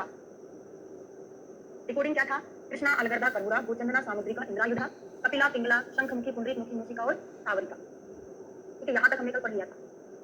इसका डिटेल देखते हैं। सविश जलोका, सविश जलोका जो 6 होती है उनमें हरि का लक्षण याद करना बहुत जरूरी है, बहुत ज्यादा इंपॉर्टेंट है। सबसे पहले देखते हैं कृष्णा। कृष्णा कैसी होती है, अंजन चूर्ण वर्णा। कृष्णा जलोका जो हमको दिखेगी अंजन के चूर्ण के समान दिखेगी, अंजन चूर्ण वर्णा मतलब कृष्णांजन चूर्ण के समान हमको दिखती है। प्रथुशिरा, प्रथु मतलब होता है उसका जो सिर होता है बड़ा सा दिखता है ना, जो जलोका हमको दिखेगी कृष्णांजन चूर्ण, काली काली से दिखेगी, सिर थोड़ा सा बड़ा रहेगा। कोड बनाकर या फिर कोरिलेट करके याद करते हैं। देखिए कृष्ण भगवान कैसे थे, श्याम कलर के थे ना। अंजन कैसा होता है, काजल काला ही होता है ना, तो कृष्णा जो है काले कलर का है, अंजन चूर्ण के समान। अंजन कैसा होता है, काला होता है, तो कृष्ण भगवान का सिर कैसा था, बड़ा था। तो पूरा कोरिलेट करके हमने याद कर लिया, कृष्ण भगवान अंजन चूर्ण के समान श्याम कलर के थे, और प्रथुशिरा उनका सिर कैसा था, बड़ा था। ठीक है, करबुरा, बर्मी मत्स्य अवदायता छिन्न उन्नत कुक्षी। करबुरा जो जलौका होती है बर्मी मछली के समान होती है करबुरा, और उसका जो पेट होता है ना छिन्न भिन्न रहता है, या फिर पेट पर बहुत सारी रेखाएं होती है, छिन्न उन्नत कुक्षी। हिंदी पर लोग बर्मी मछली की तरह लंबी तथा उधर पर उभरी हुई रेखाओं वाली करबुरा होती है। पूरा सा कोरिलेट कर याद करेंगे। बुरा, बुरा को हमने कोरिलेट किया। बुरा मतलब क्या, किसी का हम बुरा कर दिए तो वो क्या बोलता है, तुमने मेरा बुरा किया, तुम्हारे पेट में क्या हो जाएगा, दर्द हो जाएगा। पेट में दर्द होता है ना, बुरा करते तो दूसरे का बुरा करते तो अपने पेट में दर्द होता है ना। तो बुरा में छिन्न उन्नत कुक्षी, कुक्षी कैसी हो जाएगी, छिन्न हो जाएगी। किसका बुरा किया था, मछली का बुरा किया था, बर्मी मछली का बुरा किया था। कैसे बुरा किया था, मछली को फ्राई कर दिया था, तो मछली ने बोला तुम्हारे पेट में दर्द होगा अगर मुझे खाओगे। पूरा कोड बनकर याद हो गया, कोरिलेट हो गया है ना। मछली ने क्या बोला, तुमने बुरा किया मेरा, तो मुझे अगर खाओगे तुम्हारे पेट में क्या होगा, दर्द होगा। पूछूंगी अभी, पूरी 12 जलोकाएं हो जाएंगी, एक एक का लक्षण पूछूंगी। ठीक है, फिर आता है अलगर्दा, रोमशा महापार्श्वा कृष्णमुखी। महापार्श्व, रोमशा मतलब इसमें बाल ज्यादा रहते हैं, महापार्श्वा या काली मुखी रहती है, कृष्णमुखी रहती है अलगर्दा। देखो कृष्णमुखी कृष्णा जलोका नहीं है, बात समझिए, कृष्णमुखी कृष्णा जलोका नहीं है, अंजन चूर्ण के समान है। कृष्णमुखी जो है अलगर्दा जलोका है। ये क्वेश्चन अगर हम बारीकी से नहीं पढ़ते ना तो बाद में प्रॉब्लम होती है। मेरी वॉइस ऑडियो वीडियो अलग अलग चल रहा है क्या, साथ में चल रहा है? अलगर्दा को पढ़ो गर्दन। जब फांसी की सजा होती है तो कोई साइड में बैठा रहता है, वो मूवी में आपने देखा होगा ना, जो पता नहीं क्या रहता है, उसको वो नीचे कर देता है, नॉर्मल चलता है, ठीक है, उसको नीचे कर देता है तो व्यक्ति क्या फांसी लगाते हैं उसको तो वो नीचे गिर जाता है ना, उसकी डेथ हो जाती है, ऐसा चलता है ना, मतलब ऐसा होता है। तो वैसे ही याद करो, जब गर्दन अलग करने वाले लोग बैठे रहते हैं साइड में, क्या करते हैं, उसका मुंह पहले काले नकाब से ढकते हैं, मुंह कैसा कर देते हैं, उसका काला कर देते हैं, गर्दन अलग करने वाले, हाँ जल्लाद बोलते हैं, भूल गई, हाँ जल्लाद जो होता है गर्दन अलग करने के लिए बैठा रहता है, वो पहले क्या करता है, जिसको फांसी की सजा होती है उसका मुंह काला कर देता है, ठीक है। फिर कहाँ बैठा रहता है, वो पाश में बैठा रहता है, बिल्कुल बगल में, उसके शरीर पर बड़े बाल होते हैं, बड़े बड़े रोमशा, महापाशवा, पाश में बैठा रहता है, काला मुंह करके गर्दन को अलग कर देता है, पूरा जल्लाद से याद कर लेना, ठीक है। फिर आता है इंद्रायुधा। इंद्रायुधा ऊर्ध्व राजेश चित्रात इंद्रायुधा, क्या बोला है, इंद्र के धनुष के रवि की तरह चित्र विचित्र रेखाओं से इंद्रायुधा होती है, बहुत आराम से समझ में आ रहा है, इंद्र की धनुष के समान, इंद्रायुधवत, इंद्रायुध मतलब होता है धनुष, इंद्रायुधा जो होती है इंद्र के धनुष के समान चित्र विचित्र होती है। तो क्वेश्चन जो है, आंसर जो है क्वेश्चन में छिपा हुआ है, इतना ज्यादा क्वेश्चन नहीं पूछा जाता इससे। अब सामुद्रिका, सामुद्रिका में क्या है, ईशत चित्त पीतिका विचित्र पुष्पाकृति, समुद्र का पानी कितना अच्छा, कितना खारा सा रहता है, नमक ज्यादा रहता है, समुद्र में इतना सारा पानी रहता है कि वहां पर बहुत सारे तरह तरह के पुष्प खिलते हैं, चित्र विचित्र समुद्र में पुष्प खिलते हैं, और कैसा रहता है, ईशत चित्त असित पीतिका, थोड़ी सी असित, चित्त मतलब होता है गोरा, है ना, श्वेत कलर का, असित मतलब होता है कृष्ण कलर का, थोड़ी सी असित और पीले कलर की रहती है ना, कुछ काली और पीली बिंदुओं से युक्त होती है। तो असित पीत मतलब समझ लेना, थोड़ी सी काली पीली, आप तो ऐसे याद कर लो, समुद्री मछलियां कलर वाली देखते हैं ना हम, जहाँ पे मछली घर होता है वहां जाते हैं तो कलर कलर वाली, कुछ पीली कुछ काली, और वहां पे बहुत सारे पुष्प भी रहते हैं, ठीक है, ये सामुद्रिका का हो गया। फिर अगला आता है गोचंदना। गोचंदना में क्या है, गो वृषणवत अधोभागे द्विधा भूताकृति अणुमुखी, गो के वृषण के समान अधोभाग में दो पार्टों में सेपरेट होती है। तो गोचंदना में नाम में दिया है गो के वृषण के समान, तो हमको अलग, सॉरी गो नहीं है, ये बैल है ना, तो बैल के वृषण के समान अधोभाग में द्विधा भूत, दो भागों में अलग परंतु जुड़ी हुई आकृति वाली छोटे मुख वाली गोचंदना कहलाती है। ठीक, यहाँ पे जो गो है वो गाय नहीं है, वो बैल है, ठीक है, हो गया। अब इन सभी जलोकाओं के काटने पर क्या लक्षण मिलता है, ये भी एग्जाम में बहुत पूछा है, यहाँ से यहाँ तक का श्लोक दे देगा किसके संदर्भ में आया है। तो जब जलोकाएं काटती हैं तो शवथु अति मात्रा स्वेलिंग हो जाएगी, कंडू हो जाती, मूर्छा, ज्वर, दाह, छर्दी, मदह, तो ये सब मिलता है, ये त्रिदोष लक्षण होते हैं, तीनों दोषों से युक्त लक्षण मिलते हैं जलोका के काटने से। देखो कंडू जो होता है पित्त के कारण होता है, सॉरी कफ के कारण होता है, मूर्छा, ज्वर, दाह जो है पित्त के कारण होता है, ठीक है, शवथु अति मात्रा स्वेलिंग वगैरह, कुछ यहाँ पे बात से रिलेटेड नहीं है, सदन है ना,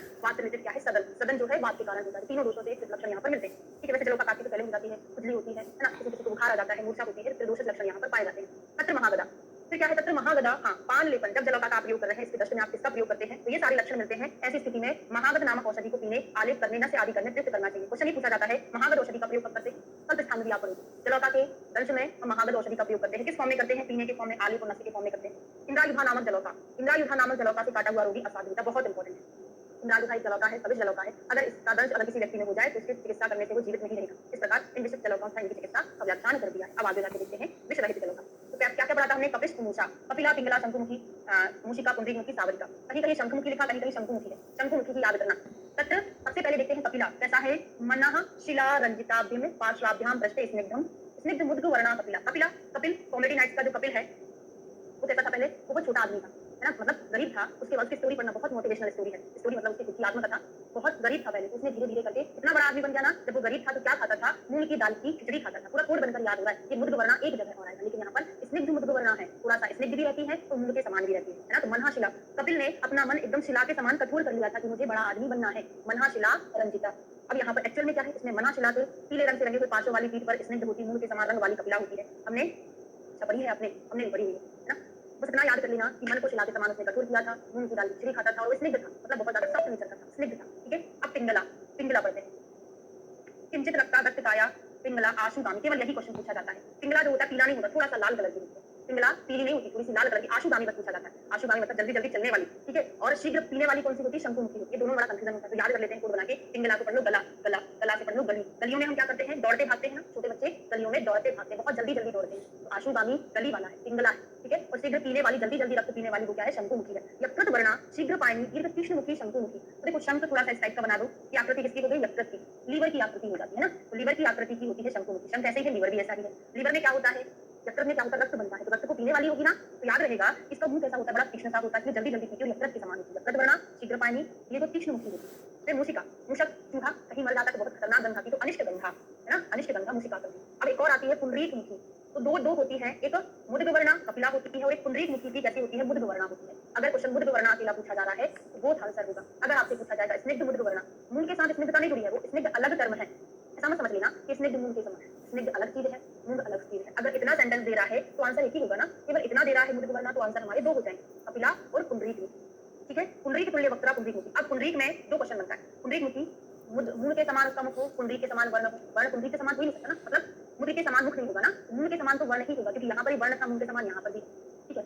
वक्र उसका मुख जो होगा पुंडरीक के समान है, क्योंकि नाम में पुंडरीक मुख दिया है, पुंडरीक के समान उसका क्या होगा, मुख होगा, ठीक है। सावरिका स्निग्धा, यदि स्निग्ध होती है, पद्म पत्र वर्णा, 18 अंगुल प्रमाणा, 18 अंगुल की होती है। पशुओं से दूषित रक्त निकालने के लिए इसका प्रयोग किया जाता है सावरिका का, लेकिन आगे जाके पढ़ेंगे वैसे।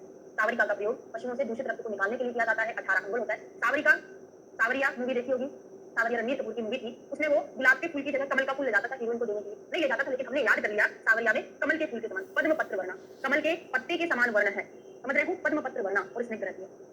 ये हमारी 12 की 12 जलोकाएं याद हो गई ना, यहाँ पे लिखा है पशुओं से दूषित रक्त को निकालने के लिए इसका प्रयोग किया जाता है। तो सारी चीजें याद हो गई, 2-4 क्वेश्चन पूछ लेती हूँ।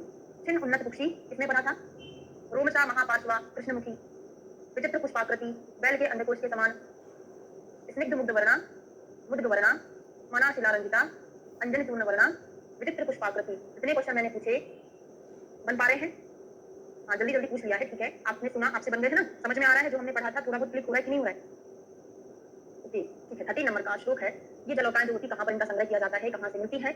उन जलोकाओं के यवन, पांड्य, सह, पौतन आदि क्षेत्र है। कहाँ कहाँ मिलती है? यवन, पांड्य, सह, पौतन, इन क्षेत्रों में बड़े शरीर वाली, बलवान, शीघ्र रक्त पीने वाली, अधिक खाने वाली, विशेषकर निर्विष जलोकाएं मिलती है। हमको निर्विष जलोकाएं प्राप्त करना है तो यहाँ से हमको मिलेंगी, ठीक है। इन देशों में जहाँ, और सभी जलोकाएं कहाँ मिलती है, जहाँ पर कीड़े सड़ रहे हैं वहां से, ठीक है। तो विषयुक्त मछली, कीड़े, मेंढक के मूत्र, मल की सड़न, वहाँ पे कलुषित जल में विषैली जलोकाएं पैदा होती है। पद्म, उत्पल, नलिन, कुमुद, सौगंधिक, कुवलय, पुंडरीक और शैवाल, इनके कूच तथा निर्मल जल में निर्विष जलोकाएं उत्पन्न, जो फूल है उनसे निर्विष जलोकाएं, जहाँ पर ये इनके मलमूत्र है उनसे हमको सभी जलोकाएं मिलती है। फिर एक और पहचान होती है, यहाँ से क्वेश्चन बनता है कि विष रहित जलोकाएं कौन से पानी में मिलती हैं, सविष जलोकाएं कौन से पानी में मिलती हैं। तो विष रहित जलोकाएं गहरे तथा सुगंधित पानी वाले जलाशय में रहती हैं। कहाँ पे, थोड़ा सा जहाँ पे जलाशय बहुत गहरा होगा ना, वहाँ पे हमको अच्छी वाली जलोकाएं मिलेगी, विष रहित जलोकाएं मिलेगी, ठीक है। सुगंधित पानी, वो संकीर्ण स्थानों में ये नहीं घूमती, अर्थात संकीर्ण विषैले पदार्थों को नहीं खाती तथा कीचड़ वाले स्थान में भी निवास नहीं करती, बस इसके जस्ट अपोजिट जो रहेगा वो सविष जलोकाओं का स्थान है। इन जलोकाओं को गीले चमड़े से पकड़े अथवा अन्य प्रयोग विधि तथा सद्योहत प्राणी की मांसपेशी पर मक्खन घी दूध लगाकर इनकी मुख की तरफ रखने से तेरे खाने में लूट से इस तरह जाती फिर इन्हें पकड़ लेते। अब जलोकाओं को हर चीज पढ़ने वाले हम जलोका के बारे में, उनको चिपकाने के लिए किस द्रव्य का यूज करेंगे, वमन के लिए किस द्रव्य का यूज करेंगे, तैराने के लिए किस द्रव्य का यूज करेंगे, सब कुछ पढ़ने वाले हैं। और लास्ट में आपको लिखा भी दूंगी, है ना, क्लास में हम फटाफट लिख लेंगे वर्टिकल तो याद रहेगा। सबसे पहले देखते हैं, अगर हमको जलोका किसी व्यक्ति की बॉडी पर लगानी है तो हम वहां पर किन किन द्रव्यों का प्रयोग कर सकते हैं ना। यहाँ पर हमको चिपकाना है तो यहाँ पर हम मक्खन रख देंगे, है ना, घी रख देंगे, दूध रख देंगे, है ना, तो वहां पे वो चिपक जाएगी। हम जनरली क्या करते थे, थोड़ा सा प्रिक कर देते थे, वहां पे क्या ब्लड आ जाता था जरा सा, जब हम लगाते थे इंटर्नशिप कर रहे थे तो फटाक से आके चिपक जाती थी वहां, है ना। तो रक्त बिंदु भी बोला गया है, चिपकाने के लिए रक्त बिंदु का भी प्रयोग कर सकते हैं, या तो थोड़ा सा प्रिक कर दो, ऐसा नहीं उनकी वेन पर प्रिक कर दिया तो वेन पर लगाते नहीं, है ना, इतनी ब्लीडिंग होती है कि वो, और जलोका 2 मिनट के अंदर पूरी फूल जाती है, पूरा ब्लड उसके अंदर भर जाता है बहुत सारा। तो वेन पर नहीं करना है ना। क्या क्या रखना है, दूध, मक्खन या घी रखना है। फिर इन पकड़ी हुई जॉब के नवीन घड़े में सरोवर तालाब का जल कुछ कीचड़ भरकर कैसे रखते हैं, एक घड़ा हमने लिया, ठीक है, सरोवर तालाब का जल उसमें थोड़ा सा कीचड़ भर दिया, उसमें छोड़ देते हैं। सेवाल, बल्लू, कशेरू, सिंगाड़े, कमलनाल आदि जल में होने वाले कंदों का चूर्ण कर इनके खाने के लिए देंगे। खाना क्या करते हैं उसमें, पहला तो एक मटका लिया, उसमें सरोवर तालाब का जल भर दिया, थोड़ी सी कीचड़ भर दी, ये सब आपको आना चाहिए, है ना। मटका लिया, इसमें जल भर दिया, थोड़ी सी कीचड़ भर दी। अब उनको खाने के लिए क्या देना है हमको, शैवाल, बल्लू, कशेरू, सिंगाड़ा, कमलनाल, इनका कुछ चूर्ण करके हमने उसमें डाल दिया, ठीक है। उस घड़े को छोड़ दे, इसके इनके शयन करने के लिए उसी घड़े में घास और जल में होने वाले कमल आदि के हरे पत्ते छोड़ दे ताकि उन पर बैठकर वो शयन करे। अब यहाँ से क्वेश्चन पूछा जाता है कि जो जल आपने भर के रखा था वो चेंज कब करना, बदलते कब रहना है। तो जो जल है 3-3 दिन पर बदलना है, पुराना जल हटाकर नया जल भर देना। और घड़ा कब बदलना है, 7-7 दिन में घड़े को ही बदल दो, नया घड़ा ले आए। देखो घड़ा महंगा होता है तो थोड़ा सा ज्यादा दिन में बदलेंगे, 7-7 दिन में। पानी तो अपने घटा है तो 3-3 दिन में बदल सकते हैं, तो याद रहेगा कौन सा 7 दिन है, कौन सा 3 दिन, ठीक है। 3-3 दिन में जल और 7-7 दिन में घड़ा को बदलना है। मध्य में मोटी किंतु जल दुबली अथवा देखने भद्दी अधिक शक्ति मंद चेष्टा वाली रूप में के नाप अपने थोड़ा रक्त पीने वाली विषैली ऐसी जो अच्छी नहीं होती है, नहीं पढ़ना है। अब क्या करना है, अब जलोका से ठीक होने योग्य रोगी को बिठाकर शयन करा के जोंक लगाने के स्थान पर यदि व्रण ना हो तो मिट्टी या गोबर के चूर्ण से घिसकर रुक्ष करें। हाँ, क्या बोले, 2-3 दिन द्विहात त्रिहात, हाँ 2-3 दिन ही होगा, वो 3-3 दिन नहीं होगा, 2-3 दिन, हिंदी में गलत लिखा है, दुहात त्रिहात लिखा है ना, दुहात त्रिहात, 2-3 दिन में हमको जल बदलना है और 7-7 दिन में खराब होता है। हाँ ठीक है। अब जलोका से ठीक होने वाले, हाँ, और ये भी बहुत इंपॉर्टेंट है, हमने देखा उसमें मक्खन, घृत और दूध लगा दो। अब यहाँ पर ये बोला है कि जहाँ पर हमको बागवट में 5-5 दिन में सपोर्ट बदलने को बोला है, ठीक है, ये भी लिख लो, बागवट का 5-5 दिन, सुसुप्त का 7-7 दिन। अब जहाँ पर लगाना है वहाँ पे हमको कोई व्रण नहीं दिख रहा है तो वहाँ पर करना क्या चाहिए, मिट्टी और गोबर के चूर्ण से वहाँ पे घिसकर रफ करना चाहिए, रुक्ष कर लेना चाहिए। ये भी क्वेश्चन पूछा है, मिट्टी और गोबर के चूर्ण से रुक्ष करने के पश्चात पाली हुई जलोका के जो के शरीर सरसों और हल्दी के कल से लिप्त करके जल के पात्र में कुछ समय तक उसे विगत ग्लानि जानकर रोगी के दूसरे स्थान पर रक्त पोषण के लिए लगा देना चाहिए। अब ग्लानि हरणार्थ पूछा जाता है, ग्लानि हरणार्थ, ग्लानि को हरण करने के लिए किन चीज का, ये आपको वर्टिकल लिखते चलना है। पहला लिखो पॉइंट जो हमने जलोका को चिपकाने के लिए किस चीज का प्रयोग, अब मैं लिखाऊंगी नहीं, अब आप लिख लो। जलोका को चिपकाने के लिए किन चीजों का प्रयोग करते हैं, लिख लो यहाँ पे रक्त बिंदु लिखो पहला, फिर लिखो दूध, घी, मक्खन आदि का प्रयोग करते हैं। फिर ग्लानि हरणार्थ, ग्लानि को हरण करने के लिए क्या करते हैं, सरसों और हल्दी के कल्प से लिप्त करना है। सरसों प्लस हल्दी का कल्प दोनों पीला पीला है, तो ग्लानि को हरण करने के लिए पीला पीला द्रव्य दिया है, हल्दी और सरसों का कल्प, ठीक है। फिर उसके पश्चात चिकने पतले गीले सफेद टिश्यू या पोस्ट से ढक देना चाहिए, किंतु उसके मुख को ना ध्यान रखें, यदि जलोका रक्त नहीं खींचती है, तो उस स्थान पर नहीं चिपकती है, तो उस स्थान पर दुग्ध या रक्त की कुछ बूंदें, तब यहाँ पर रक्त तो मैंने पहले ही ऐड कर दिया था, छोड़ना चाहिए उस स्थान पर शस्त्र से थोड़ा सा क्या कर सकते हैं, प्रिक कर सकते हैं। यदि ऐसा करने पर भी उस स्थान पर जलोका ना चिपके, दूसरी जलोका लेना चाहिए। अब जलोका अगर वहां पर लग जाती है तो उसका साइन क्या होता है, हम कैसे समझेंगे कि जलोका यहाँ पे लग गई है। आपने जलोका बहुत देखी होगी, चिपकते हुए इस टाइप से उनका मुंह हो जाता है, चौड़ा सा हो जाता है, यहाँ से यहाँ पे तरीके से उठ जाती है, देखिए ना, ऐसी चिपकती है जलोका। तो ये क्या बोलते हैं, अश्वखुर्वत आननम। उसका जो मुंह होता है घोड़े के खुर के समान हो जाता है, तो समझ लेना कि जलोका चिपक चुकी है। घोड़े के खुर के समान मुख को करके तथा स्कंद को ऊंचा उठाकर रक्त पीने लगे, इस प्रकार से जाने की रक्त को ग्रहण, तब उस पर गीला कपड़ा हम ढक देते, थोड़ा थोड़ा पानी उसमें डालते रहते ताकि वो कपड़ा गीला बना रहे, ठीक है। जो कि दंश स्थान पर क्या होता है, शोध कंडू प्रादुर्भाव, जैसे ही वो रक्त पीना शुरू करते थोड़ा सा प्रिकिंग पेन होता है जरा सा, उसके बाद में होता है, लेकिन महसूस होता है कि वो रक्त पी रही है, ठीक है।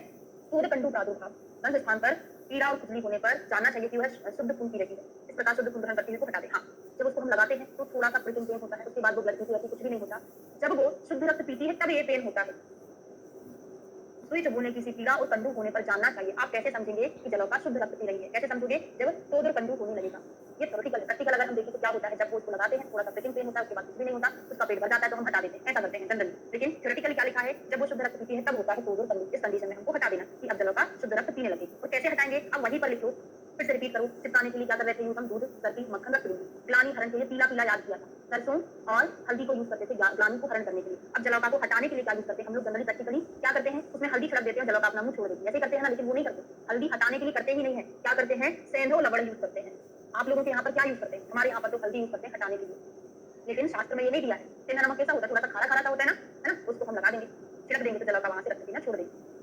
आपके यहाँ भी हल्दी ही यूज करते हैं, हमारे यहाँ भी करते हैं, लेकिन अब सेंधा लवण एक बार यूज करके देखना कैसा लगता है ना। इसलिए हम यूज नहीं कर सकते हैं, मतलब नहीं करते हैं, क्या पेशेंट को वहां से ब्लड निकलता रहता है, नमक लगाएंगे तो जले पे नमक छिड़कना जैसा ना हो जाए, शायद इसलिए नहीं करते होंगे। हटाने के लिए सेंधा लवण, इतना डिस्कशन क्यों किया, ताकि आपको याद रहे, ठीक है। जोंक को दुष्ट स्थान के अशुद्ध रक्त को पीकर जमीन पर गिर पड़े तब उसके शरीर पर। अब वमनाथ, जोंक को वमन कराने के लिए हम क्या यूज करते हैं, इसमें भी हम लोग जनरली हल्दी यूज करते थे, हमारे यहाँ पे उसको हल्दी में लपेटते थे, ऑटोमेटिक वमन करके उसको ऐसे पकड़ के पूंछ से लेके मुंह तक थोड़ा धीरे धीरे दबाते हैं, ऐसा नहीं एकदम बहुत तेज दबा दिया जलोका ही मर जाए। अच्छा, आपके यहाँ पे दोनों चीजें यूज करते हैं, हमारे यहाँ हल्दी ज्यादा हल्दी ही यूज करते हैं, ज्यादा क्या लवण तो हमने देखे नहीं कभी यूज करते हुए, है ना। वमन कैसे करेंगे, अपन लोग हल्दी में लपेट के बनाते हैं, लेकिन ना तो हटाने के लिए हल्दी यूज कर रहे हैं, ना ही वमन के लिए हल्दी यूज करते हैं। यहाँ पे क्या कर रहे हैं, चावलों की खिड़की तथा मुख पर सेंधो लवण मसल कर वाम हस्त के अंगुष्ठ अंगुली से पूंछ पकड़कर दक्षिण हस्त से धीरे धीरे उसको निचोड़ना है अनुलोम गति से, ठीक है, ऐसे करना है। वमनाथ वहां पर ऐड कर लेना, चावल की खिड़की हटाने के लिए हमने सेंधा लवण निकाला था, मतलब लगाया था, वमन कराने के लिए सेंधा लवण तो रहेगा, साथ में चावल की खिड़की रहेगी। सेंधा लवण भी व्हाइट कलर का चावल ही, वैसे ही तो वमन हो जाएगा। याद कर लो, तो हम चावल ज्यादा खा लेते तो उल्टी हो जाती आते हैं, चावल ज्यादा खा लिए तो उल्टी हो जाती है, इसलिए उसको जलोका को भी चावल खिला के उल्टी करते हैं, खिलाकर मतलब लगाकर। अच्छा, आपके हमारे यहाँ खुद ऐसा हुआ था, है ना, वमन करा रहे थे जलोका को, हम लोग बहुत छोटे थे, बीए में सेकंड ईयर में, तब नहीं आता था लगाना कैसे क्या करते हैं, हम लोग आपस में दोस्तों सब लोग लगा के जलोका को इतनी जोर जोर से दबा दिया, मर गई जलोका ना, कुछ कर ही नहीं रही, मतलब घूम ही नहीं रही थी, उसको पानी में भी डाला, हमको डर लग गया, मैडम चिल्लाएंगे तो हमने वहां पे खिड़की थी ना, हमने वहां से उसको फेंक दिया, मतलब मर गई थी। क्योंकि उस टाइम पे हॉस्पिटल में ज्यादा जलोकाएं नहीं थी, 25 30 जलोकाएं थी, सिलेक्टेड थी, गिनती की थी, अब तो बहुत सारी जलोकाएं है ना, तो ज्यादा ध्यान नहीं रहता। हमारे साथ भी ऐसा हुआ, ये तो हटाने के लिए इसका प्रयोग करते हैं। अब क्या है, इस तरह सम्यक लक्षणों के प्रकट होने से उसको बमन कराते रहना चाहिए, उसके द्वारा किया हुआ अशुद्ध रक्त निकल जाए। ठीक तरह बमन कराई हुई जलोका को जल में डाल देना चाहिए, जल पात्र में छोड़ने का नीचे बैठ जाए, इधर चलने की चेष्टा न करे, दुर्वांता। अब दुर्वांता जलोका किसको बोलते हैं, जिस जलोका को हमने सही से वमन नहीं कराया उसको दुर्वांता बोलते हैं। क्या पहचान है इसकी, जैसे हम उसको जल पात्र में डालते हैं वो बैठ जाती है, इधर उधर विचरण नहीं करती, हम समझ जाएंगे इसको सही से वोमिटिंग नहीं हुई है। उस दुर्वांता जलोका को फिर हम क्या बोलेंगे, उसको इंद्रमद रोग हो गया है। इंद्रमद रोग दुर्वांता जलोका को सुश्रुत ने बोला है, बागभट्ट ने उसको रक्तमता बोला, उसने रक्त वोमिट नहीं किया, इसको रक्तमता हो गया है, अच्छे से याद करना। और इंद्रायुधा नामक जलोका का कटा हुआ असाध्य होता है, वो इंद्रायुधा जलोका है, ये इंद्रमद कैसा है, एक रोग है। फिर क्या करना है, हाँ, जैसे हमने जलोका को हटाया, अब हमको रोगी के घाव पर क्या करना है, वो तो जलोका का पूरा प्रोसेस हो गया। अब रोगी के घाव पर शतभौत घृत, ये भी लिखना है ना, रोगी का जो व्रण बना था उससे हमको शतभौत घृत का अभ्यंग, शतभौत घृत से आपलुप्त पिचू के द्वारा जलोकाकृत व्रण पर चार करना चाहिए, जलोका व्रणों पर शहद से घर्षण करके, ये भी कर सकते हैं, या फिर शतभौत घृत का अभ्यंग कर दो या पिचू रख दो। या क्या करोगे, जलोका का जो व्रण बना था शहद से वहां पर घर्षण करना, शीतल से सिंचन करना है, या फिर व्रण पर पट्टबंधन कर देना चाहिए, कषाय मधुर इसमें शीतल पदार्थों का लेप कर देना चाहिए। हमने ये चैप्टर जो पढ़ा है जलोका का लगाना वमन कराना, ये पूरा प्रैक्टिकली इमेजिन करके पढ़ो, तभी याद रहेगा, ऐसा नहीं रटना है ना, पीला पीला करके याद करिए, लाल लाल करके याद करिए, पीला पीला क्यों याद कराया था वो भूल जाता है। चिपकाने के लिए क्या यूज किया था हमने, प्रैक्टिकली सोचना है, रक्त बिंदु रख दो, दूध रख दो, मक्खन रख दो, घी रख दो, ठीक है। ग्लानी को हरण करने के लिए ग्लानी में पीला पीला याद किया था, सरसों हल्दी यूज करते हैं, है ना। फिर उसको हटाने के लिए सेंधो लवण यूज करते हैं, वमन करने के लिए सेंधो लवण तो वैसे चला था, चावल की खिड़की यूज कर लिए, ठीक है। अब वहां पे ब्लड पे क्या करना है, शतभौत घृत लगाना है, या फिर पिचू रख देना, या फिर शहद से घर्षण कर देना, शीतल द्रव्यों से परिचय वगैरह कर देना, या फिर पट्टबंधन कर देना, ठीक है। ये सारी चीजें आपको इमेजिन करके सोचकर याद करना, प्रैक्टिकली याद करोगे तो ज्यादा सही रहेगा। विमर्श में कुछ चीज देखते हैं, सिरा नेत्रफलक स्तनशिष्ण निब्राशन, इन मृदु स्थानों पर जलोका नहीं लगाना है। कहाँ कहाँ जलोका नहीं लगाना चाहिए, सिराओं पर, नेत्र फलक पर, स्तनशिष्ण निब्राशन, इसका भी एक इंसिडेंस आपको बता के सिराओं का। क्या हुआ था, पेशेंट आया था, हमारे साथ ही ऐसा ज्यादातर होता है, पेशेंट आया था, परेशान हो गए थे, चौकी लग रही थी ना, इंटर्नशिप में थी, लगी नहीं रही थी, कम से कम 3 से 4 जगह हमने चेंज कर ली, नहीं लग रही, और वेरिकोज वेन का पेशेंट था, है ना, बहुत खतरनाक कंडीशन हुई थी इस टाइम पे, वेरिकोज वेन का पेशेंट था, तो हमने क्या सोचा, इसको थोड़ा सा नीडल से प्रिक करके फिर लगा देते हैं, लग जाएगा। अब वो प्रिक कहाँ कर दिया हमने, गलती से हो गया था, है ना, नॉर्मल स्किन पे ना करके वेरिकोज वेन वाली जो पूरी सी वेन थी ना, उससे कर दिया, जलोका लगा दी, ठीक है, 1 मिनट भी नहीं लगा होगा जलोका पूरा, उसका पेट भर गया, इतनी बड़ी हो गई, वो निकाली, हमारे सीनियर थे, है ना, उस टाइम पे, तो क्या है, इतनी ब्लीडिंग हुई उसको जलोका निकालने के बाद, तो किडनी फेल होता है ना, इतना बड़ा पूरा भर गया था, रुकी नहीं रही, फिर सारी चीजें कंप्लीट प्रेशर करा के रोकने की कोशिश की, फिर भी नहीं रुका, फिर वो दहन मिश्र के सबसे लास्ट चिकित्सा क्या होती है, दहन कर्म, है ना, भस्म वाला किया था हमने, तो कॉटन को बहुत सारी कॉटन को जलाया, उसका जो भस्म बना था, तो भस्म से रोका फिर उसको, है ना, जो रक्त संधान और रक्त संबंध के 4 उपाय होते हैं उनमें कषाय संगत्ते वाला यूज किया था, भस्म वाला जला के फिर उसने भस्म को डाला, लगाया, देर तक उसको दबा के रखा, फिर ब्लीडिंग होती, इसलिए कभी भी सिरा पर, नॉर्मल सिरा का तो चल जाएगा, लेकिन वेरिकोज वेन की सिरा पे कभी नहीं करना, हमारे साथ इंसिडेंट हो चुका है, खतरनाक ब्लीडिंग हुई, ठीक है, ध्यान रखिएगा। 2 वर्ष तक की आयु में एक जलौका, 2 कहा था 1, ठीक है, युवा के लिए 6 से 10 तक की जलौका, मतलब 6 से 10 तक जलौका यूज करते हैं, किंतु ज्यादा जलौका ना मिले तो उसकी पूंछ के पास में छेद कर देने पर पिया हुआ रस निकलता रहता है और वो पीती जाती है, ठीक है, ये हमारा चैप्टर कंप्लीट होता है। नेक्स्ट चैप्टर 40 नंबर का शुरू करते हैं। 40 नंबर का जो चैप्टर है, आप क्रिया शारीर में पढ़ लिए हैं अधिकतर, और कहाँ पढ़ लिया है, चलने में पूरा पढ़ ली तो क्रिया शारीर में हो चुका है, और कहाँ पढ़ते हैं, है ना, 2 जगह आप पढ़ो, 24, हाँ, विधि शोणित अध्याय, हाँ, ये भी इंपॉर्टेंट है, नाम याद कर लो, आचार्य सुश्रुत ने सूत्र स्थान का 40 नंबर का चैप्टर शोणित वर्णनी बोला है, इस 14 में 10 और जोड़ो 24 हो जाएगा, 24, लेकिन उनका शोणित वर्णनी है, चरक जी जो है विधि पूर्वक कोई भी चीज बताते हैं, विधि पूर्वक तो विधि शोणितीय नाम से चैप्टर है, चैप्टर का नाम भी याद करना है, चरक संहिता में करते हैं, प्रैक्टिकली हमने भी नहीं किया है कभी, ऐसा इसने बोला कि जलोका आपके पास नहीं है, तो ये जलोका यहाँ से खून पी रही है, यहाँ पे उसके पास थोड़ा सा छेद कर दो, पीती जाएगी, यहाँ से निकलती जाएगी, हमने कभी ट्राई नहीं किया, उनको ऐसा लगता था अगर छेद करने कहीं जलोका मर ना जाए, तो हमने कभी किया नहीं, है ना, प्रैक्टिकली तो नहीं किया, ऐसा होता होगा, शोणित वर्णनी है, तस्य च हृदयं स्थानम, श्लोक अंडरलाइन कर लो, पूरा हिंदी से पढ़ाऊंगी, तस्य च हृदयं स्थानम, तस्य शरीरम अनुसरतो अनुमाद गति उपलक्षितव्य क्षय वृद्धि व्यक्तते, इतना अंडरलाइन बस कर लो, बाकी हिंदी पढ़ा दी हूँ।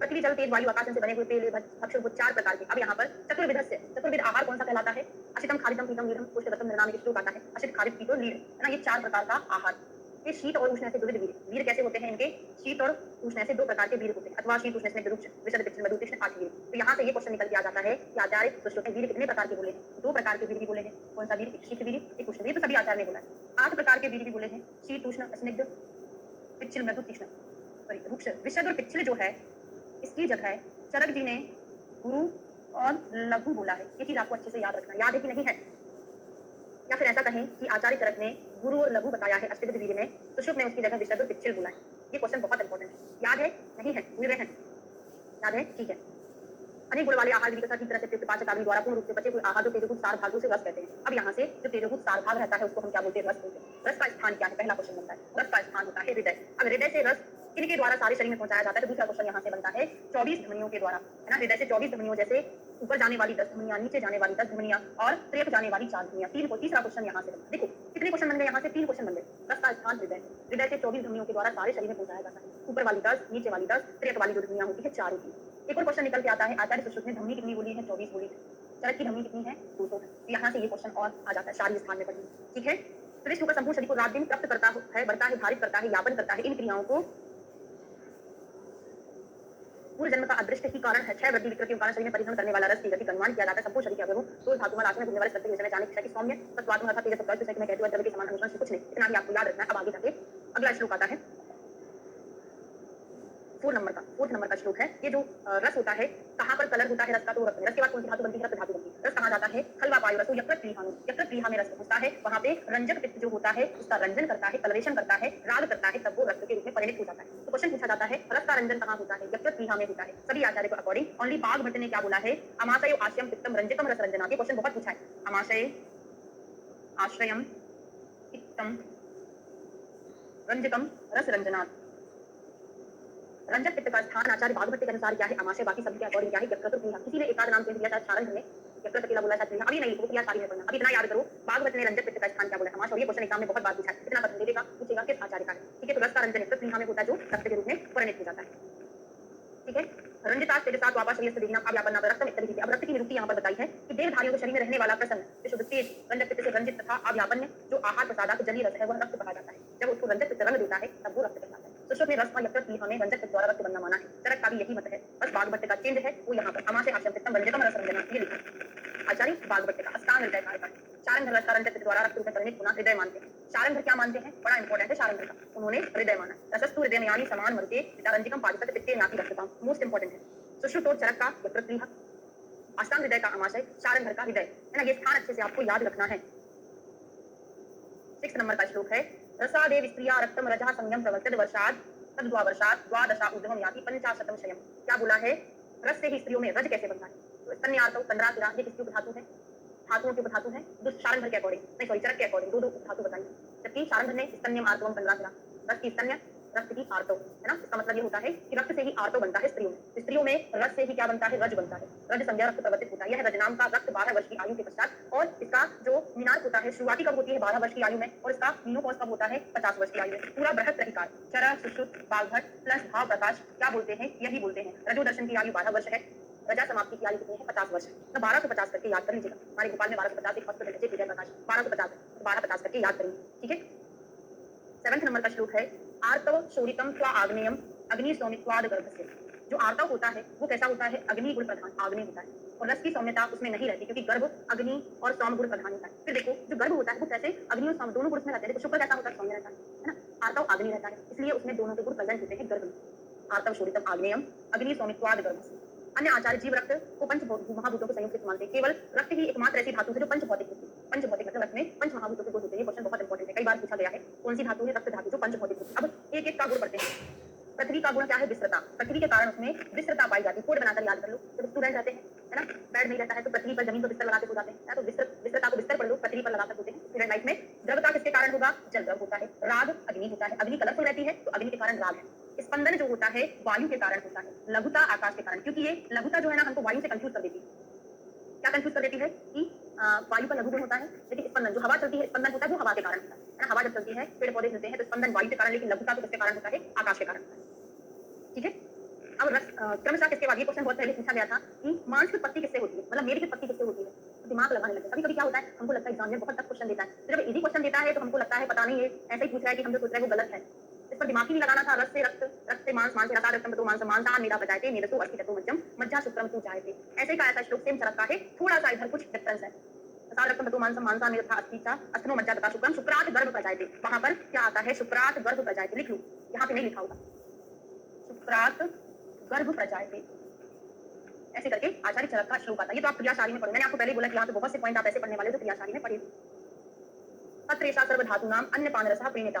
इन सर्व प्रकार की धातुओं को अन्न और पान से उत्पन्न रस अर्पित करता रहता है। रसजम पुरुषम विद्यात् रसा रक्षित प्रयत्नतः अन्नात् पानात् मतिमान आचरात् आप्यत तंत्रितः। ये क्वेश्चन लास्ट में आप पढ़ेंगे, एक श्लोक आएगा, वहां पे कुछ यत्न पूर्वक भी आएगा। यहाँ पे प्रयत्न आया है। जो पुरुष होता है वो किससे बना होता है? रस से। केवल रसजम पुरुषम विद्यात्, इतना रेफरेंस पूछा जाता है। कल का ही पेपर में आपको बना रही थी, मतलब आज का जरा विमान 5 से 8 तक का टेस्ट है, वहां पे एक श्लोक दिया मैंने, श्रोतसाम समुदायकम पुरुषम। श्रोतस के समुदाय को पुरुष कहते हैं, किस आचार्य का रेफरेंस है? ऐसे ही क्वेश्चन यहाँ से पूछा जाता है, रसजम पुरुषम विद्यात् किसका रेफरेंस है? वहां पे श्रोतस के समुदाय को पुरुष बोल रहे हैं, यहाँ पे रस के समुदाय को पुरुष बोलते हैं। रस से ही उत्पन्न हुआ समझना चाहिए, इसलिए मतमान मनुष्य को सावधान होकर अन्य पान आचार पालन से रस की प्रयत्न पूर्वक रक्षा किसकी करना है? प्रयत्न, प्रयत्न से रक्षा हमको किसकी करना है? रस की करना है। हिंदी में क्वेश्चन पूछा जाता है, प्रयत्न पूर्वक रक्षा रस की करना चाहिए। आगे जाके जब रक्त आएगा तब मैं आपको इसको कोरिलेट कर याद करूंगा, ठीक है? तत्र रसगतौ धातु अर्ह गच्छति इत्यतो रसः। रस की निरुक्ति बताई है। रस के अर्थ का रस धातु से रस शब्द बनता है। रात्रिन बिंद जो गतिशील हो उसे रस कहते हैं, जो गतिशील हो, है ना, जिसमें गति होती है। अर्ह गच्छति किसके लिए आया है? ऐसा क्वेश्चन पूछा गया है तो रस के लिए आया है। अब खलु त्रीणि त्रीणि कला, हिंदी बस पढ़ो। यह रस जो है 30-15 मतलब 3015 कला के एक धातु में ठहरता है। इस प्रकार एक महीने में रस से पुरुषों में वीर तथा स्त्रियों में आर्तों का निर्माण होता है। पहला क्वेश्चन, एक एक धातु में कितना ठहरता है? एक एक धातु में, हर एक धातु में जो ठहरेगा, सब धातु में 30-15 कला तक ठहरेगा। 30-15 याद कर लेना। और रस से लेके शुक्र पर्यंत धातु कब बनेगा? 180-90 कला में। 180-90, ये थोड़ा इस टाइप से याद करोगे तो याद रहेगा। एक के बाद 80 और 90 याद कर लेना, ठीक है? अब यहाँ पे एक एक महीने में, हाँ, और आचार्य सुश्रुत के अकॉर्डिंग एक महीने में रस से लेके शुक्र पर्यंत धातु बनती है। किसका है? सुश्रुत का है। चरक का क्या है? 6 दिन में। और बाघभट्ट का क्या है? 1 अहोरात्रि, ठीक है? इतना लिख लो, इसके आगे मैं आपको कल पढ़ाऊंगी शाम को, ठीक है? रुद्रस्थान का 40 नंबर का चैप्टर चल रहा है। पिछली क्लास में श्लोक नंबर 15 तक हमने पढ़ लिया था। क्या पढ़ा था? थोड़ा सा इसको एक बार रिपीट कर लेते हैं। आचार्य सुश्रुत ने बोला है कि जो रस होता है प्रत्येक धातु में कितना समय रुकता है? 30-15, 30 का आधा 15, इतना कला तक रुकता है। फिर आचार्य सुश्रुत ने बोला है रस से लेके शुक्र पर्यंत धातु बनने के लिए कितना समय लगता है? तो मैंने आपको 180 और 90 याद कराया था, या फिर ऐसा याद कर सकते हो, एक बार एक लिखा हमने, फिर 80 और 90 याद कर लिया, ठीक है? ये आचार्य सुश्रुत का था। फिर चरक में हमने देखा था कि रस से लेके शुक्र पर्यंत धातु कितने दिन में बनती है? 6 दिन में। षड्भी करके आता है, षड्भी करके आता है, ठीक है? बाघभट्ट ने क्या बोला है? बाघभट्ट का अहोरात्र करके आता है, एक अहोरात्र, बाघभट्ट का एक अहोरात्र में बन जाता है। अब यहाँ पे लिखा है षड्वी केचित अहोरात्र केचित सप्तवी रवि, आपको इसका ये मतलब नहीं लेना है, ये पूरा बाघभट्ट का श्लोक है, ठीक है। केचित अहोरात्र रात्रात षडहात अपरे परे मासेन, ये भी आपको पूरा बाघभट्ट का श्लोक नहीं लेना, जब हम स्पेशली वहां पर पढ़ेंगे आएगा तब मैं आपको बताऊंगी, ठीक है। इतना हमने कर लिया था, अब आगे बढ़ते हैं। तो एक बीएचयू का पेपर हुआ था, उसमें ये क्वेश्चन आया था, फर्स्ट लाइन से विमर्श से क्वेश्चन बना था। तो श्रुति ने क्या बोला है? रस से लेके शुक्र का निर्माण 1 महीने में हो जाता है, मतलब 180-90 कला, या इसी को हम क्या बोलते हैं? 1 मास बोलते हैं। 180-90 कला को हम क्या बोल सकते हैं? 1 मास बोल सकते हैं। तो सुश्रुत का 1 महीना, शरद का 6 दिन, बाघभट्ट का 1 अहोरात्र। अच्छा, पाराशर का कितना है? 7 दिन, ठीक है। अब यहाँ पे जो विमर्श में लिखा है कि भोजन के पाचन होकर आहार रस तथा आहार रस से रस कब बनता है? एक ही दिन में। जैसे हमने अभी खाना खाया, आहार रस लिया, तो इस आहार रस से रस धातु बनने में कितना समय लगता है? ये क्वेश्चन डीएसयू के पेपर में आया था। तो आहार रस से रस बनने में कितना समय लगता है? एक ही दिन लगता है। किंतु फिर प्रत्येक धातु के लिए 5-5 दिन लगते हैं। तो कभी कला से क्वेश्चन पूछ ले, 6 दिन है या 6 अहोरात्र? षड्वी मतलब 6 दिन ही होता है, 6 अहोरात्र नहीं है। षड्वी मतलब 6 दिन है ना, चरक का 6 दिन। और दिन में भी क्वेश्चन पूछा जाता है प्रत्येक धातु में कितने कितने दिन लगते हैं, तो 5-5 दिन याद कर लेना, ठीक है, 5-5 दिन। क्योंकि कभी कला ना पूछ के 30-15 कला ना पूछ के आपसे पूछ लेगा दिन कितने लगते हैं, तो 5-5 दिन लगते हैं प्रत्येक में। बाकी दिमाग से पढ़ने की जरूरत नहीं है। यहाँ पे केचित केचित करके लिखा है, उसका मतलब हमने यहाँ पर लिख लिया, चरक का कितना है, बाघभट्ट का कितना है, पाराशर का कितना है। पाराशर सप्तरात्रि लिखा हुआ है, सप्तरात्रि शुद्धयंती पाराशर का है। श्लोक नंबर 16 पर आते हैं। सा शब्द अर्थी जल संतानवत अणुना विशेषानुभावितेन शरीरम केवलम। अब आपसे क्वेश्चन ये पूछा जाता है कि शब्द अर्थी जल संतान के समान कौन से धातु का वहन होता है? तो इस 3 प्रकार से रस धातु का वहन होता है। कैसा? शब्द कैसा चलता है? शब्द जैसे मैं बोल रही हूँ तो शब्द ऊपर भी जा रहा है, बीच में जा रहा है, सब जगह जा रहा है। तो शब्द जो होता है त्रियक चलता है। अर्ची मतलब क्या होती है? अग्नि। अग्नि कैसी चलती है? ऊपर की ओर चलती है। जब हम अग्नि चलाते हैं ना, तो इसको हम ऊर्ध्वगामी बोल सकते हैं। शब्द के समान जल वहन करता है, सभी दिशाओं में वहन करता है। अर्ची के समान करता है मतलब जो आग जलाते हैं ऊपर की ओर जाती है ना आग, तो ये ऊपर की ओर गमन करता है। जल के समान अधोगामी भी होता है, क्योंकि जल हम इस सरफेस से अगर हम जल को बहाएंगे तो जल कैसे बहेगा? नीचे की ओर बहेगा। हमेशा जल का बहाव नीचे की ओर होता है, तो ये अधोगामी जल के तरीके से तरह से बहती है, ठीक है। तो त्रियक अर्ची संतान की तरह ऊर्ध्वगामी तथा जल संतान की तरह अधोगामी होकर समस्त शरीर में अनुधावन करती है। क्वेश्चन क्या पूछा जाता है? शब्द अर्ची जल संतानवत कौन सी धातु का वहन होता है? रस धातु का। फिर यहाँ पे पूछेगा शब्द त्रियक गमन करता है, अर्ची ऊर्ध्वगामी होता है और जल अधोगामी होता है, ठीक है। भेल संहिता में एक और क्वेश्चन आता है, हृदय रसो निसरति तत् एव च सर्वतः। हृदय से जो रस होता है सारे शरीर में फैलाया जाता है, किसके द्वारा? सिराभि हृदयश्चेति तस्मात् हृत प्रभा सिरा। हृदय में जो सिराएं होती है उनके द्वारा जो रस होता है सारे शरीर में प्रवाहित किया जाता है। ये कहाँ का है? भेल संहिता का है। भेल संहिता लिखा है वो भेल संहिता है, भेल नहीं होता है, ठीक है। फिर एक और क्वेश्चन विमर्श से बनता है, मतलब शारंगर से बनता है। नाभि स्थ प्राण पवनः स्पृष्ट्वा हृत कमलांतरम कंठाद् वहि विनिर्याति पातु विष्णु पदामृतम पीत्वा चाम्बर पीयूषम पुनर्याति वेगतः पीनयन् देहमखिलं जीवति। यहाँ से 2 क्वेश्चन पूछे जाते हैं। पहला, भेल संहिता नहीं है ये, भेड़ संहिता कुछ होता नहीं है ना, तो भेल ही होगा। भेड़ संहिता आज तक मैंने पढ़ा भी नहीं है ना, हिरण्य संहिता हो सकता था, एक बार देख लीजिएगा भेल संहिता है कि नहीं है ना, ठीक है। पहला क्वेश्चन ये बनता है कि प्राणवायु का स्थान क्या होता है आचार्य शारंगर के अनुसार? आचार्य शारंगर के अनुसार प्राणवायु का स्थान क्या है? तो पहला आंसर क्या लगेगा आपका? नहीं, गलत, हृदय लगेगा। जब शारंगर ने दोषों के हाना सर ने याद कराया होगा, हाना हा फॉर फर्स्ट आंसर इसका हृदय लगेगा, ना फॉर नाभि लगेगा सेकंड ऑप्शन। अगर हृदय ऑप्शन में नहीं है तो आपका आंसर नाभि लगेगा। जब दोषों के स्थान बताए हुए हैं शारंगर जी ने, तब वहां पर उन्होंने प्राणवायु का स्थान क्या बताया है? हृदय बताया है। ये आप अच्छे से याद रखिएगा, ठीक है ना, तो भेल ही है वो, ओके। तो प्राणवायु समझ में आ गया। तो नाभि था प्राण पवना भले ही श्लोक में दिया है, लेकिन शारंगर का अगर आंसर पूछा जाता है प्राणवायु का स्थान, तो हृदय लगेगा। सेकंड आंसर क्या लगेगा? नाभि लगेगा। फिर दूसरा क्वेश्चन क्या पूछा जाता है? उपरोक्त श्लोक किसका है? रेफरेंस पूछा जाता है, शारंगर जी का है। तीसरा क्वेश्चन ये बनता है विष्णु पादमृतम किसके लिए बोला है? वायु के लिए। कौन सी वायु के लिए? प्राणवायु के लिए आया हुआ है, शारंगर जी ने कर्म दिया है। 3 क्वेश्चन एक श्लोक से पूछे जाते हैं, शारंगर के श्लोक से, ठीक है।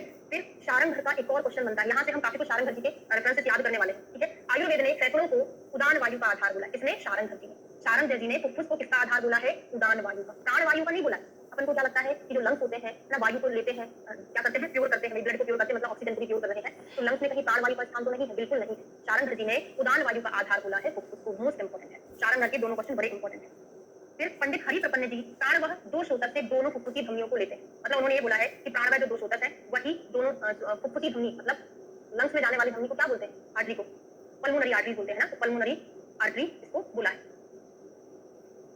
नेक्स्ट श्लोक है 17, वाजीकरणस्य औषधिया स्वबल गुणोत्कर्षाद विरेचनवत उपयुक्ता शुक्रम शीघ्रम विरेचति। ये क्वेश्चन एग्जाम में पूछा है, प्रीवियस ईयर क्वेश्चन पेपर उठा के देखना, पूछा है कि वाजीकरण औषधियां अपने प्रभाव से विरेचक औषधियों की तरह शुक्र का शीघ्र विरेचन करती हैं। क्वेश्चन ये था एग्जाम में कि वाजीकरण औषधियां किस प्रकार से काम करती हैं? वमन औषधि की तरह, विरेचन औषधि की तरह, बस्ती औषधि की तरह काम करती है। तो वाजीकरण औषधियां क्या करती है? शुक्र का विरेचन कराती है, मतलब जो विरेचक औषधियों का फंक्शन होता है अधु मार्ग से दोषों को निकालना, शुक्र को निकालना, तो विरेचक औषधियों की तरह काम करता है। वो क्वेश्चन यहाँ से पूछा था, और सब लोग कहाँ दिमाग लगाए बैठे थे? चरक चिकित्सा स्थान का वाजीकरण चैप्टर पूछ के बैठे थे, वो यहाँ से क्वेश्चन पूछा था, ठीक है। अब यहाँ पर एक रेफरेंस पूछा जाता है कि रजसी च उपचीयमाने शनैः शनैः स्तन गर्भाशय योनि वृद्धि भवति, और एक पुष्पम उपलस्थो गंधो न शक्यम अहस्तीति वक्तुम अतो नैव। यहाँ से पूरा श्लोक इंपॉर्टेंट है, यहाँ से ओनली हिंदी हम पढ़ लेंगे, काम चल जाएगा। क्या बोला कि जैसे पुष्पों के मुकुल में स्थित गंध है या नहीं, ऐसा नहीं कहा जा सकता, अथवा ऐसा कह सकते हैं क्योंकि पूर्व से विद्यमान भावों की ही अभिव्यक्ति होती है। ऐसा सिद्धांत है। केवल सूक्ष्म होने के कारण कच्ची कली में गंध व्यक्त नहीं होती, किंतु यहाँ पर मतलब ये है कि जब बालक पैदा होता है तो बालकों में भी शुक्र का प्रादुर्भाव होता है। तो यहाँ से ये क्वेश्चन पूछा जा सकता है कि बालकों में शुक्र का प्रादुर्भाव होना किस आचार्य ने बोला, मतलब शुक्र उनमें बाल्यावस्था से ही वर्तमान रहता है। जैसे पुष्प में गंध रहती है, जब पुष्प खिलता है तो गंध महकने लगती है, ऐसे ही जब बालकों की युवावस्था आती है तो शुक्र का प्रवर्तन होने लगता है ना। तो सुश्रुत जी ने बोला है कि बालकों में भी बाल्यावस्था से ही शुक्र का प्रादुर्भाव होता है, तथा रोमराजी दाढ़ी मूछ गुहाओं के बाल उत्पन्न होती है एवं स्त्रियों के गुहाओं का रोमराजी के साथ साथ होने से रज के धीरे धीरे संचित होने से स्तन गर्भाशय और योनि की वृद्धि होती है। दूसरा क्वेश्चन ये पूछा जाता है कि जो आर्तव का संचय होता है, स्त्रियों में आर्तव का प्रादुर्भाव होता है, उससे किन किन चीजों की वृद्धि होती है? तो स्तन की, गर्भाशय की और योनि की वृद्धि होती है। ठीक है, सेकेंडरी सेक्सुअल कैरेक्टर जो होते हैं ना, स्तन, रोमराजी ना, तो इनकी वृद्धि होती है। यहाँ पे स्पेशली तीन चीजों के लिए बोला है, स्तन, गर्भाशय और योनि की वृद्धि। ठीक है, किससे होती है? आर्तव से होती है। क्लियर है? 19 नंबर का श्लोक है, वही अन्न का रस वृद्ध पुरुषों में बुढ़ापे के कारण शरीर के परिपक्व होने से पुष्टिकारक नहीं होता। तो यहाँ पर ये बोला है कि आप अन्न का रस लेते हैं, अन्न मतलब आहार रस आप जो लेते हैं सभी में वृद्धि कराता है, लेकिन बुढ़ापे में यही आहार रस वृद्धि क्यों नहीं कराता? उसका रीजन ये होता है कि बुढ़ापे में क्या होता है, शरीर के परिपक्व होने से, बुढ़ापे के कारण शरीर के परिपक्व होने से पुष्टिकारक नहीं होता, क्योंकि बुढ़ापे में धातुएं कैसी होने लगती है? क्षीयमान्य धातुएं स्वभाव से ही क्षीण होने लगती है। इस कारण से जो हम आहार रस लेते हैं उससे धातु का पोषण ही नहीं हो पाता। रीजनिंग क्वेश्चन में जा सकता है कि बुढ़ापे में, वृद्धावस्था में जो आहार रस होता है उससे शरीर की वृद्धि क्यों नहीं होती? क्योंकि शरीर वहां पर परिपक्व अवस्था को प्राप्त होता है, स्वभाव से ही धातु वहां पर कैसी होती है? क्षीण हुई रहती है। ठीक है, इस कारण से अन्न जो होता है वो वृद्धावस्था में पुष्ट नहीं करता है। रसाभिसात धातु शरीर को धारण करते इसलिए धातु कहा जाता है। अब यहाँ पर रेफरेंस बन सकता है क्योंकि शारंग जी का क्या है? दोष दूषणात् दोषः धारणात् धातवः मलिनीकरणात् मलः, यही है, लिखा होगा, नहीं लिखा। क्या लिखा है? दूषणात् दोषः, जो दूषित करे वो दोष है। धारणात् धातवः, लिखना है आपको, धारणात् धातवः मलिनीकरणात् मलः।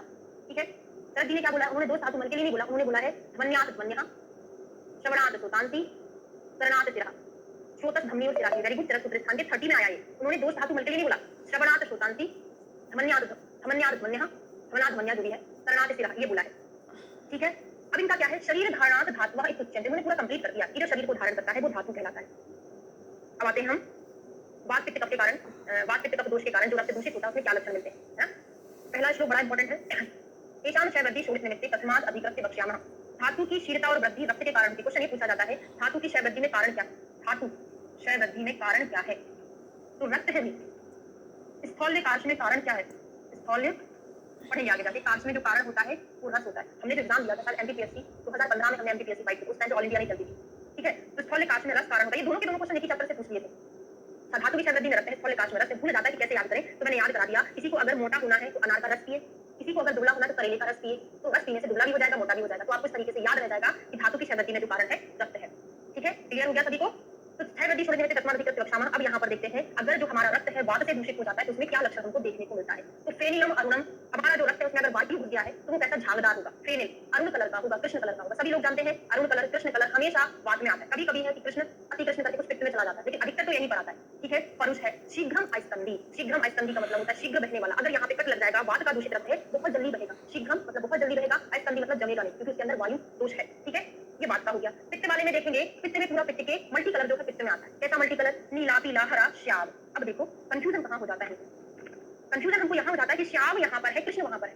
हमको क्या लगता है श्याम जो है बाद में आता है। बाद में काला आया भी, कृष्ण श्याम नहीं आया। श्याम विकृत कलर में आता है, श्याम जो है प्राकृतिक कलर में आता है ना। ये अपन ने पढ़ा है चरक इंद्रिय स्थान, उस पर ध्यान ना दो, जो मैंने अभी बोला है इतना याद रखो। यहाँ पे श्याम विश्र गंधी है ना, सड़े जैसी गंध आती है। विश्र मतलब आम गंधी है ना, आम गंधी होता है। और मक्षिक, पिपीलिका, मक्षिराम, अस्तंदी और चींटियों तथा मक्खियों के लिए अप्रिय होता है। देखो पित्त कैसा होता है? बड़ा तीखा सा होता है। तो पिपीलिका, चींटियां जो है पित्त को खाना पसंद नहीं करती होंगी, क्यों? क्योंकि बड़ा तीखा लगता है। पिपीलिका मक्खियों के लिए अच्छा नहीं होता है। अस्तंदी, अस्तंदी मतलब होता है ना जमने वाला, नहीं जमने वाला। पित्त कैसा होता है? भी गर्म होता है, गर्म के कारण खून नहीं जमता है। तो अस्तंदी यहाँ पर है और अस्तंदी वात में भी है, लेकिन वात में साथ में शीघ्रम भी जुड़ा हुआ है। वात का हिंदी में पढ़ लो क्या लिखा है, शीघ्र बहने वाला और ना जमने वाला। यहाँ पर वही है, ना जमने वाला। अस्तंदी इधर भी है, वात में, पित्त में भी।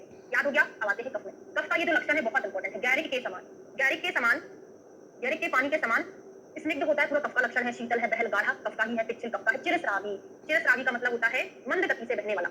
कफ वाला मंद होता ही है, तो शीघ्रम अस्तंदी वात का, अस्तंदी पित्त का। हिंदी मीनिंग अच्छे से याद रखना, गलत हो जाएगा। चिरस्रावी मतलब मंद गति से बहने वाला, देर देर तक बहने वाला होता है। ठीक है, मांसपेशी और मांसपेशी के समान। कफ वाला व्यक्ति कैसा दिखता है? मांसपेशी उसकी अच्छी दिखाई देती है, मतलब मसल्स उसकी अच्छी होती, बढ़िया दी। तो गैरिक के समान हो, मांसपेशी के समान हो, चिरस्रावी होता है, कफ में है। ये बहुत ज्यादा इंपॉर्टेंट है, उसे संहिता की बहुत पूछा जाता है। सर्वलक्षण युक्त जो होता है सन्निपात, तो कांजी वाला पूछा जाता है। गैरिक मांसपेशी कफ का है, कांजी वाला जो है सन्निपात का है ना। कांजी कैसे बनाते हो? संधान कल्पना से बनाते हैं, उसमें बहुत सारी चीजों का समुच्चय करते हैं, वो जोड़ सन्निपात क्या है, सभी चीजों को जोड़े रखना सन्निपात कहलाता है। तो कांजी जो है समुच्चय से बनाते, सन्निपात से बनाते, तो याद रह जाएगा। फिर पित्तवत जो लक्षण है, पित्तवत रक्तेन अति कृष्णम चा द्विदोष लिंगम संयुक्त, द्विदोष वाले जो होते हैं मिले जुले लक्षण है। यहाँ पर लिखा है कि रक्त से दूषित, रक्त दोष। अब रक्त को रक्त दोष से दूषित भी बताया है, तो रक्त दोष से अगर दूषित होगा तो पित्त के समान मिलेंगे लक्षण, लेकिन उसमें क्या होगा, बहुत ज्यादा काला होगा, अति कृष्ण होता है, अति कृष्ण। अब देखो आपको अच्छे से पढ़ाई कैसे करना है, एकदम पॉइंटेड पढ़ाई करना, ताकि एग्जाम में कंफ्यूजन ही ना हो। फटाक से क्वेश्चन देखा, आंसर लगा दिया, कृष्ण यहाँ पर है। तो मैं जब पढ़ती थी तो मैं सिंबल सेम कलर, 4-5 कलर के पेन होते थे मेरे पास, तो सेम सिंबल बना लेते थे कि ये चीज हमको कंफ्यूज करने वाली है। यहाँ पर कृष्ण है, यहाँ पर श्याम है, यहाँ पर अति कृष्ण है। तो इस बिंदु से एक कलर का बिंदु तीनों में बना हुआ है, तो हमको ये पता चल जाता है कि हमको यहाँ पर 3 पॉइंट देखने हैं जो कि हमको कंफ्यूज करेंगे, जो कि बहुत सिमिलर है। ठीक है, तो अति कृष्ण जो होगा रक्त का होगा, केवल कृष्ण है वात का, श्याम जो है पित्त का रहेगा। दो दोष में मिले जुले लक्षण मिलेंगे। और जीव शोणित किसको बोला है, यहाँ से ये क्वेश्चन बनता है। तो जीव शोणित जो है रक्त के लिए आया हुआ है। ठीक है, ये वाला गद्य आपको क्लियर हो गया है।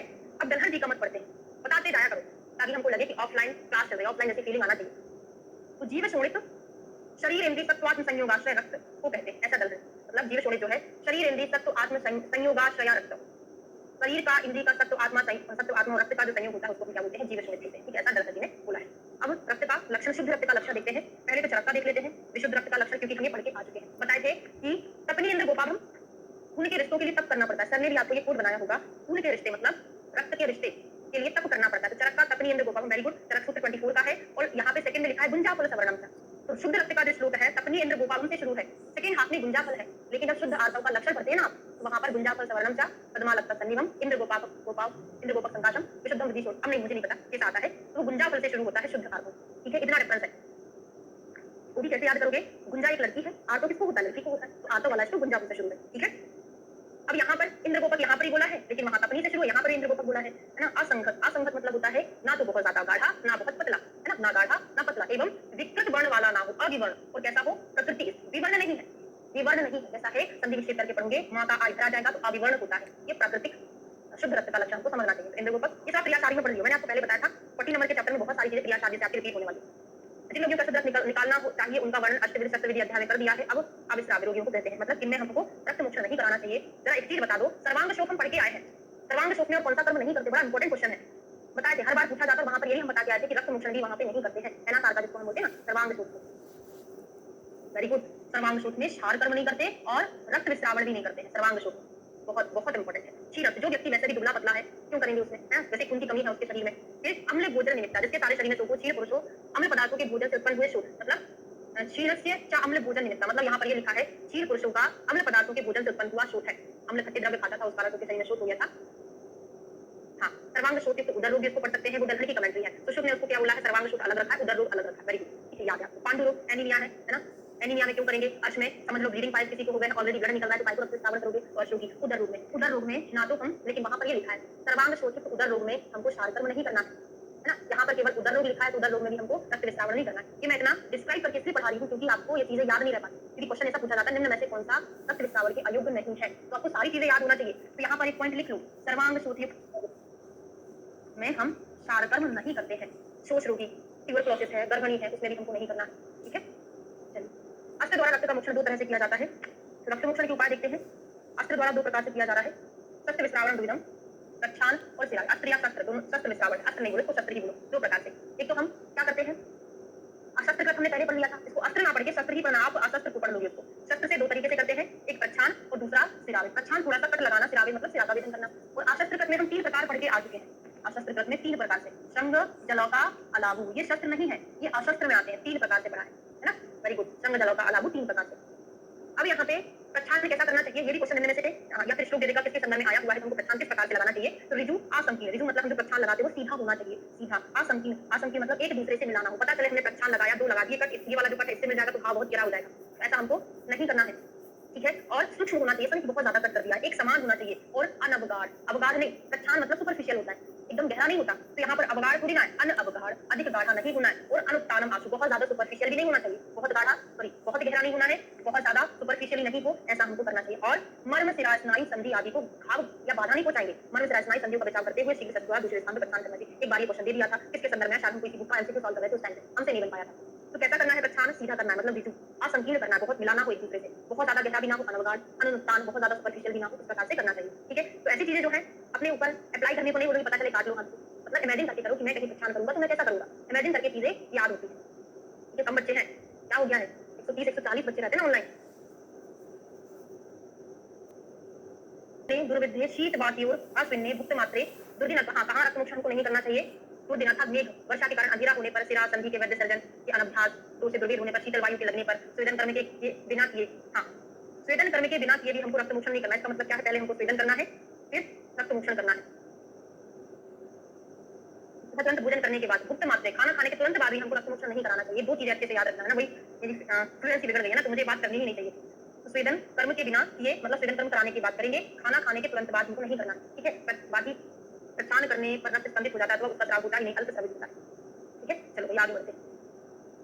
हिंदी से बस पढ़ेंगे इसको। भांग गांजा आदि के द्वारा उत्पन्न मद मूत्र तथा श्रम से पीड़ित अपान वायु मल मूत्र के अवरोध बाल तथा निद्रा से व्याप्त डरे हुए मनुष्यों का रक्त ठीक तरह से निकलता नहीं। तो इन लोगों में भी हमको नहीं कराना, मतलब जो कोई नशा करके रखे हुए हैं, है ना, मल मूत्र का जिसने संग्रह किया हुआ है। भुक्त मात्रे, हाँ ये वाला श्लोक ये था। भुक्त मात्रे मतलब खाना खाने के तुरंत बाद हमको कौन सी वस्तु नहीं देना चाहिए? निरूम वस्तु नहीं देना चाहिए, अनुवासन वस्तु देना चाहिए, है ना, ऐसा क्वेश्चन आता है। और यहाँ पे मलमूत्र का अगर संग्रह है, निद्रा नींद इसको है ना, उन लोगों में भी हमको रक्तमोक्षण नहीं कराना है। उक्त मनुष्यों का दूषित शरीर से नहीं निकलने पर क्या करता है? अब यहाँ से क्वेश्चन पूछा जाता है, उपरोक्त मनुष्य में अगर हम रक्त निकालते हैं तो उसमें क्या उपद्रव हो सकता है? तो कंडू, शोक, राग, दाह, पाक, वेदना आदि उत्पन्न हो जाए,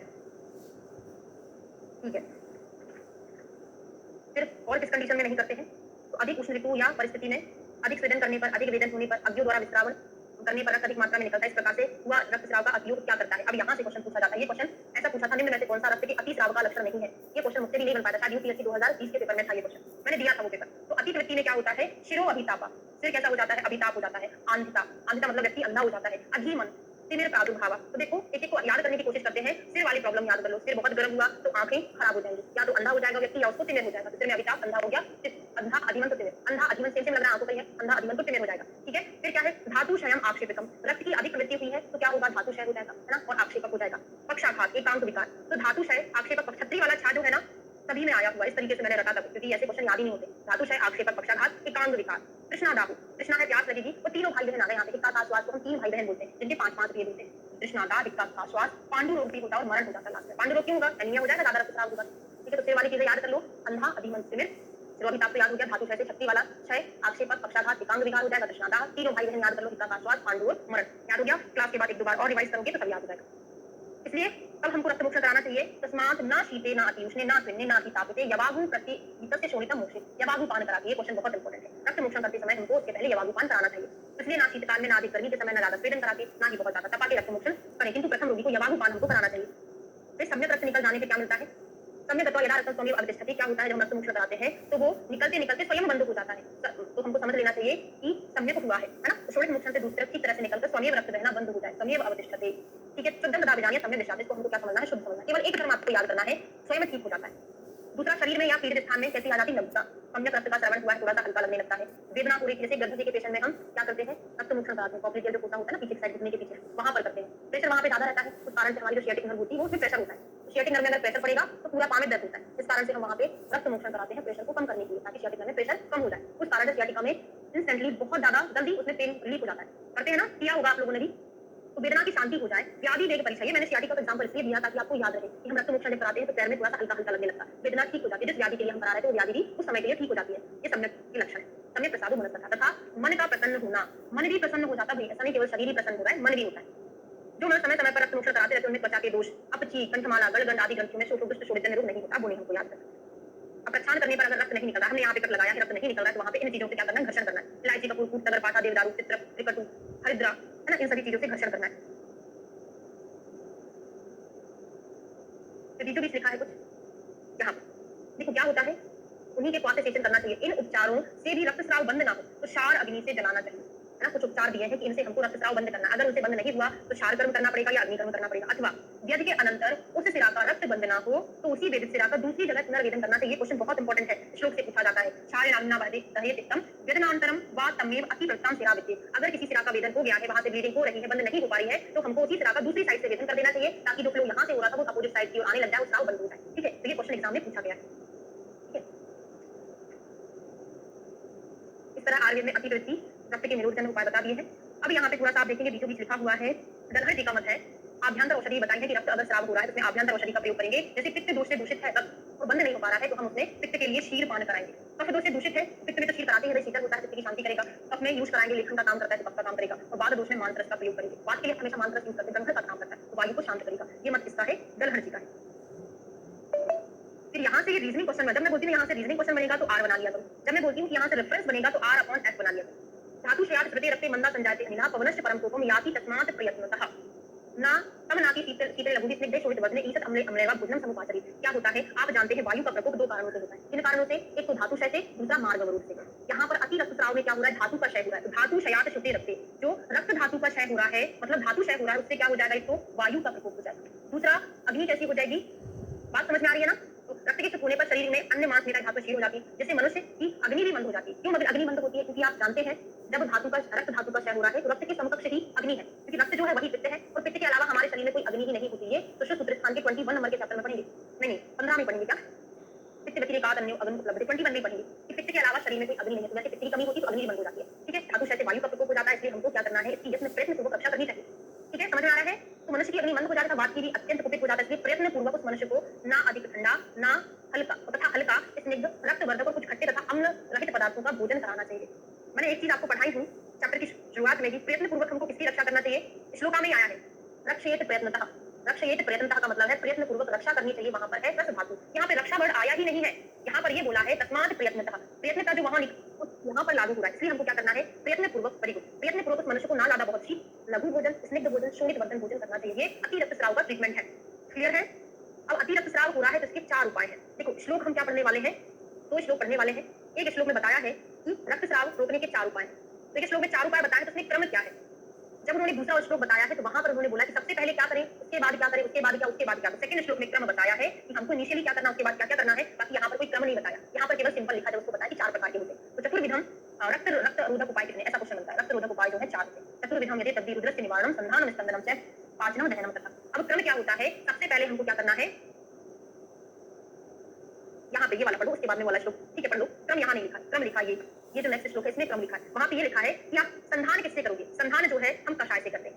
ये क्वेश्चन पूछे गए हैं, संधान कषाय से करते हैं। कषाय मतलब हमने क्या कर लिया? कोई कषाय बनाया, संधान कर दिया।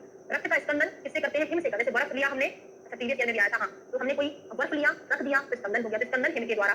संपादित भस्म, और भस्म जो मैंने बताया ना कि हमने वेरिकोज वेन पर लीच लगा दी थी तो वो रुक नहीं रहा था, हमने भस्म किया था, पाचन किया था। पाचन किससे करते हैं? भस्म से करते हैं। और दाह क्या करता है? ये दाह डस डस डस आता है, दाह संकोचित, दाह जो होता है सिरा का संकोचन करता है। क्या हो गया? कषाय से क्या करते हैं? संधान, हिम से स्कंदन, पाचन भस्म से, अच्छा 2019 में आता, ओके। और संकोचित सिरा किससे करते हैं? दाह से सिरा का संकोचन करते हैं। अब यहाँ पर क्रम है, सबसे पहले क्या करना है? स्कंद माने रुद्री संधानानि प्रयोग संधाने दृश्यमाने तो पाचने समुपाचरी। सबसे पहले हमको क्या करना है? स्कंदन करना है ना, बर्फ रख के रोकने के उपाय करना नहीं होगा। स्कंद माने रुद्री संधानानि प्रयोजित, फिर संधान करना है, फिर पाचन करना है, उसके बाद फिर दहन करना है। तो दहनम श्रेष्ठम इष्यते, दहन जो होता है परम इष्यते, दहन जो होता है सबसे श्रेष्ठ उपाय है, बहुत ज्यादा इंपॉर्टेंट है। दहन सबसे बेस्ट है। ये क्रम जमाने को पूछा जाता है एग्जाम, इसको सीक्वेंस में जमाइए, स्कंदन, संधान, पाचन और दहन। ठीक है, समझ में आ गया ना? आप इसकी से क्रम नहीं याद करना, ये क्रम गलत कर दोगे। क्रम थोड़ी ना लिखा, उन्होंने बताया कि 4 उपाय होते हैं, फिर ये क्रम लिखा है ना। संधान मतलब क्या हो रहा है? संधान मतलब हमने कुछ क्वाथ बनाया। देखो कषाय रस वाले द्रव्य जैसे नेपो इनका हमने क्या करा दिया? क्वाथ बना लिया, है ना। क्वाथ के पदार्थ हमने क्या बढ़ा? संधान मतलब जोड़ या मिलाना कर, जोड़ या मिलान कर रक्तस्राव को रोकते हैं। क्वाथ बना लिया, उस क्वाथ को वहां पे डाल दिया। कषाय औषधियां हैं तो वो क्या करेगा? उसको रोकने का उपाय, उसको संधान बोला है। ठीक है, समझ आ गया? वहां पे जो घाव था, ब्लीडिंग हो रही थी, वहां पे उससे हम धो देंगे कषाय से, क्वाथ से, तो वहां पे कषाय औषधियां संधान का काम करती है, उसको हम संधान बोले हैं। कल पे त्रि वैद्या करके यथाविधि। ठीक है, अगला आता है। अब 3 नंबर का चैप्टर नहीं शुरू करूंगी आज, यही कंप्लीट करेंगे। शेष दोषे हेतु रक्तनाभ व्याधि वर्तित साध से तथा स्वयं नातु कुर्यात् अतिक्रम। रक्त के अंदर कुछ दोष शेष रहने पर भी व्याधि अधिक नहीं बढ़ती है। रक्त में कुछ दोष शेष रहने पर रक्तस्राव करना बंद कर देना चाहिए। ऐसा नहीं कि आप उसको क्या करने लग जाओ, रक्तस्राव करते लग जाओ जब तक कि दोष पूरा बहे ना, ऐसा नहीं करना है। क्योंकि अति सुख में क्या हो जाता है? भागवत ने बोला है मृत्यु हो जाती है। रक्तम सत्य दोषं कुर्यात् अति विचक्षणः, इसलिए हमको ज्यादा रक्तस्राव नहीं करना है। अब इसका रेफरेंस पूछा जाता है, देहस्य रुधिरं मूलम रुद्रनेव धायते, किस आचार्य का है? देह का जो मूल है क्या है? रुधिर है। रुधिर जो होता है हमारे शरीर को धारण करता है। तस्मात् यत्नेन संरक्ष्या, इसलिए हमको यत्न पूर्वक रक्षा करनी चाहिए। रक्षेत प्रयत्नतः। अब 2 क्वेश्चन बनते हैं हिंदी में। प्रयत्न पूर्वक रक्षा जो है रस की करना है, और यत्न पूर्वक रक्षा जो है रक्त की करना है। याद कैसे करोगे? रस क्या है? प्रारंभ में आता है, उसके बाद आता है रस। तो रस प्रारंभ में आता है, तो प्रा मतलब ही तो होता है प्रारंभ, प्रथम में आता है, तो प्रा करके हमने कोड बनाकर याद कर लिया। ठीक है, रक्तम जीविति स्थिति, तो रक्त ही जीव है, ऐसा सब शास्त्रों में कहा गया है। अब रक्त स्राव पश्चात रोकने के लिए शीतल आदि से किए जाते हैं। और यदि वायु कुपित होकर सुई चुभने की पीड़ा के साथ साथ शोथ हो जाए तो हमको क्या करना चाहिए? मंदोष्ण जल से परिषेक करना चाहिए। तो अगर शोथ हो रहा है तो ये क्वेश्चन भी पूछा गया, मंदोष्ण जल से परिषेक करना। तो ये हमारी क्लास कंप्लीट होती है 40 नंबर का चैप्टर। अभी 50 नंबर का जो चैप्टर है आपने पूरा क्रिया सारी में पढ़ लिया है। ठीक है, फिर भी हम पढ़ते हैं ना। 50 नंबर के चैप्टर का नाम क्या है? क्वेश्चन इसलिए पूछा जाता है क्योंकि यहाँ पे स्वस्थ पुरुष की परिभाषा बताई है। स्वस्थ पुरुष की परिभाषा 15 नंबर के चैप्टर में दोष धातु मल 6 वृद्धि विज्ञानी में बताया हुआ है। पहला क्वेश्चन तो टॉपिक के नाम से बन जाता है। ठीक है, तो यहाँ दोष धातु मल इनके 6 वृद्धि का विशिष्ट वर्णन किया जा रहा है। दोष धातु मल मूलम की शरीरम, ये क्वेश्चन का रेफरेंस पूछा जाता है किस आचार्य ने बोला है। दोष धातु मल ही शरीर का मूल है, दोष धातु मल मूलम ही शरीरम। विमर्श से क्वेश्चन बनता है वायु पित्तम कफश्चेति त्रयोदोषा समासतः, किस आचार्य का रेफरेंस है। पूरा का पूरा जो विमर्श में लिखा है, पूरा क्रियाशाली में आप पढ़ के आ चुके हो। वायु पित्तम कफश्चेति त्रयोदोषा समासतः करके आता है। तो सर ने भी एक कोड बनाया होगा याद करने के लिए, चरक सुश्रुत बागभट। चरक पहले नंबर पर, सुश्रुत दूसरे नंबर पर, बागभट तीसरे नंबर पे। तो यहाँ पे जो त्रयो लिखा है तो बागभट तीसरे नंबर पर हम पढ़ते हैं या आते हैं, तो त्रयो वाला श्लोक किसका है, बागभट का है। ठीक है, और ऐसा आता है वायु पित्तम कफ वाला ही आता है, लेकिन उसमें क्या नहीं आता है, त्रयो करके नहीं आता, सिंपल सा आता है। इसका रहता है वो चरक का रहता है। फिर एक श्लेष्माणम आता है, वात पित्त यहाँ पर श्लेष्मा वाला श्लोक होता है, वो किसका है, सासे श्लेष्मा सासे सुश्रुत का श्लोक है। क्रियाशाली में पढ़े हो कि नहीं पढ़े, सारा भूल गए क्या। सूत्र स्थान सुश्रुत संहिता का 15 नंबर का चैप्टर अभी शुरू किया है, 15 नंबर का चैप्टर है। शरीर दूषणा दोषा दातो दे धारणा, अब यहाँ से और विमर्श नहीं पढ़ना है। अब आगे आ जाइए, वायु के कर्म, 5 प्रकार की वायु के कर्म कौन कौन से होते हैं, तो डायरेक्ट विमर्श में ही देख लो। प्रस्पंदन, उद्वहन, पूरण, विवेचन, धारण, ये 5 प्रकार के कर्म करता है। तो सबसे पहले प्रस्पंदन कौन सी वायु करती है, तो प्रस्पंदन ज्ञान वायु का कर्म है। कैसे याद रहेगा, जो ज्ञान वायु होती है सारे शरीर में रक्त को पहुंचाने का काम करती है। तो सारे शरीर में रक्त बहता है, धमनियों में रक्त बह रहा है, सिराओं में रक्त बह रहा है, तो हमको उनमें स्पंदन महसूस होता है। तो कौन कराता है स्पंदन, ज्ञान वायु कराता है। तो याद हो गया। दूसरा देखते हैं उद्वहन, उद्वहन काम जो है उदान वायु का है। उद्वहन मतलब होता है श्वास, प्रश्वास, भाषण आदि ज्ञान इंद्रियार्थों का धारण। उदान वायु का हम कर्म क्या करते हैं, वाक्प्रवृत्ति ना, जो बोलने की क्रिया है वो कौन कराता है, उदान वायु कराता है। भाषण उदान वायु कराता है, उद्वहन उदान वायु। हम तो डायरेक्ट कोड बनाकर भी याद कर सकते हैं, उ फॉर उद्वहन, उ फॉर उदान वायु। ठीक है, पूरक, उदर को आहार से भरना, प्राण वायु कराता है। पूर्ण जो कर्म है कौन कराता है, प्राण वायु। पूरा मतलब क्या होता है, उदर को आहार से भरना। सुश्रुत संहिता में ही हम वात व्याधि निदान स्थान के फर्स्ट चैप्टर में पढ़ेंगे। अन्न का जो निग्रहण होता है वो प्राण वायु का। अन्न का निग्रहण मतलब क्या होता है, जैसे हमने अन्न को खाया, अन्न को मुख से लेके आमाशय तक पहुंचाना प्राण वायु का काम है, उसको हम क्या बोलते हैं, अन्न का निग्रहण। ऐसे यहाँ पर पूर्ण बोला है प्राण वायु, तो पा से करके मैच कर लेना। पूर्ण प्राण वायु, उनसे उद्वहन उदान वायु, प्रस्पंदन ज्ञान वायु। ठीक है, अब विवेक मतलब विवेचन, मतलब क्या होता है, मल मूत्रों को सेपरेट करना समान वायु का काम होता है। समान वायु कहाँ रहती है, अग्नि समधिष्ठिता, जहाँ पर अग्नि का स्थान होता है वहीं पर समान वायु रहती है। तो क्या करती है, मल मूत्र पुरुष को सेपरेट करने का काम करती है। ठीक है, धारण कौन करता है, एक होती है अपान वायु। जितनी भी हमारी अधो मार्ग से क्रिया विधि होती है, वीर का, मल का, मूत्र का, इन सबका निष्कासन कौन कराता है, जो अधो मार्ग में रहती है, अपान वायु। गर्भ का निष्कासन भी अपान वायु कराती है। सभी का कर्म, एक बार रिवीजन, प्रस्पंदन ज्ञान वायु, पासे पूरण प्राण वायु, उसे उद्वहन उदान वायु, विवेचन या विवेक किसका काम होता है, विवेक या विवेचन समान वायु का, और धारण कौन कराती है, अपान वायु कराती है। निष्कासन भी अपान वायु कराती है। अब 5 प्रकार के पित्त का कर्म देखते हैं। तो रंजक पित्त राग कराता है, रंजन मतलब अल्टरेशन कराता है ना, रस का रक्त में कन्वर्ट करने का काम कौन करता है, रंजक पित्त करता है। पाचक पित्त क्या करता है, पचाने का काम, रंजक पाचक। आलोचक पित्त, आलोचक पित्त कहाँ रहता है, आंखों में रहता है, चक्षु में रहता है। तो तेज किसका काम है, आलोचक पित्त का काम होता है।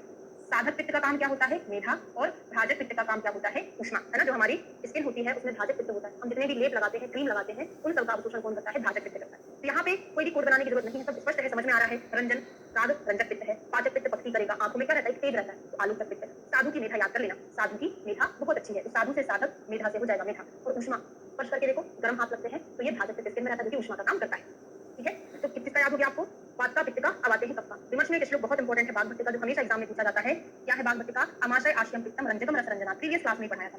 रंजक पित्त का स्थान आचार्य बागभट्ट के अनुसार क्या है, अमाशय।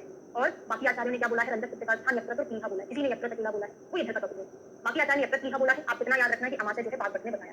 ठीक है, कफ के कर्म देखिए, सब रिवीजन चल रहा है, आपका क्रियाशाली में हो चुका है, फिर भी मैं उतना फास्ट नहीं पढ़ा रही, स्लो ही पढ़ा रही। हाँ, शारंग का क्या होता है, हृदय होता है। हाँ, कल की क्लास में हमने पढ़ा। ठीक है, तो जैसे वात के, पित्त के, अब कफ के देख लेते हैं कौन कौन से होते हैं। प्रेरक, श्लेषक, बोधक, कर्तक और अवलंबक। तो संधि का संश्लेषण कौन कराता है, श्लेषक कफ कराता है।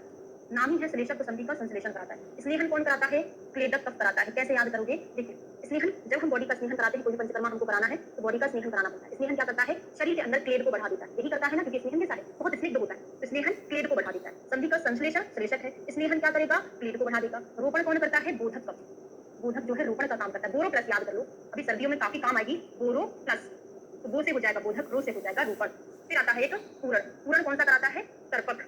तर्पक कफ जो है पूरण कराता है। कैसे याद करोगे, हम आंखों में क्या करें, कोड बता दूं, आंखों में क्या करते हैं, तर्पण करते हैं। तर्पण को हमने तर्पक पढ़ दिया। आंखों में जब हम तर्पण कराते हैं तो हमको वहां पर घट का पूरण करना पड़ता है, तो पूरण कौन कराता है, तर्पक। और ऐसे ही वात में कौन सी वात पूरण कराती है, पासे प्राणवायु, पासे पूरण का काम करती है। ठीक है, याद हो रहा है।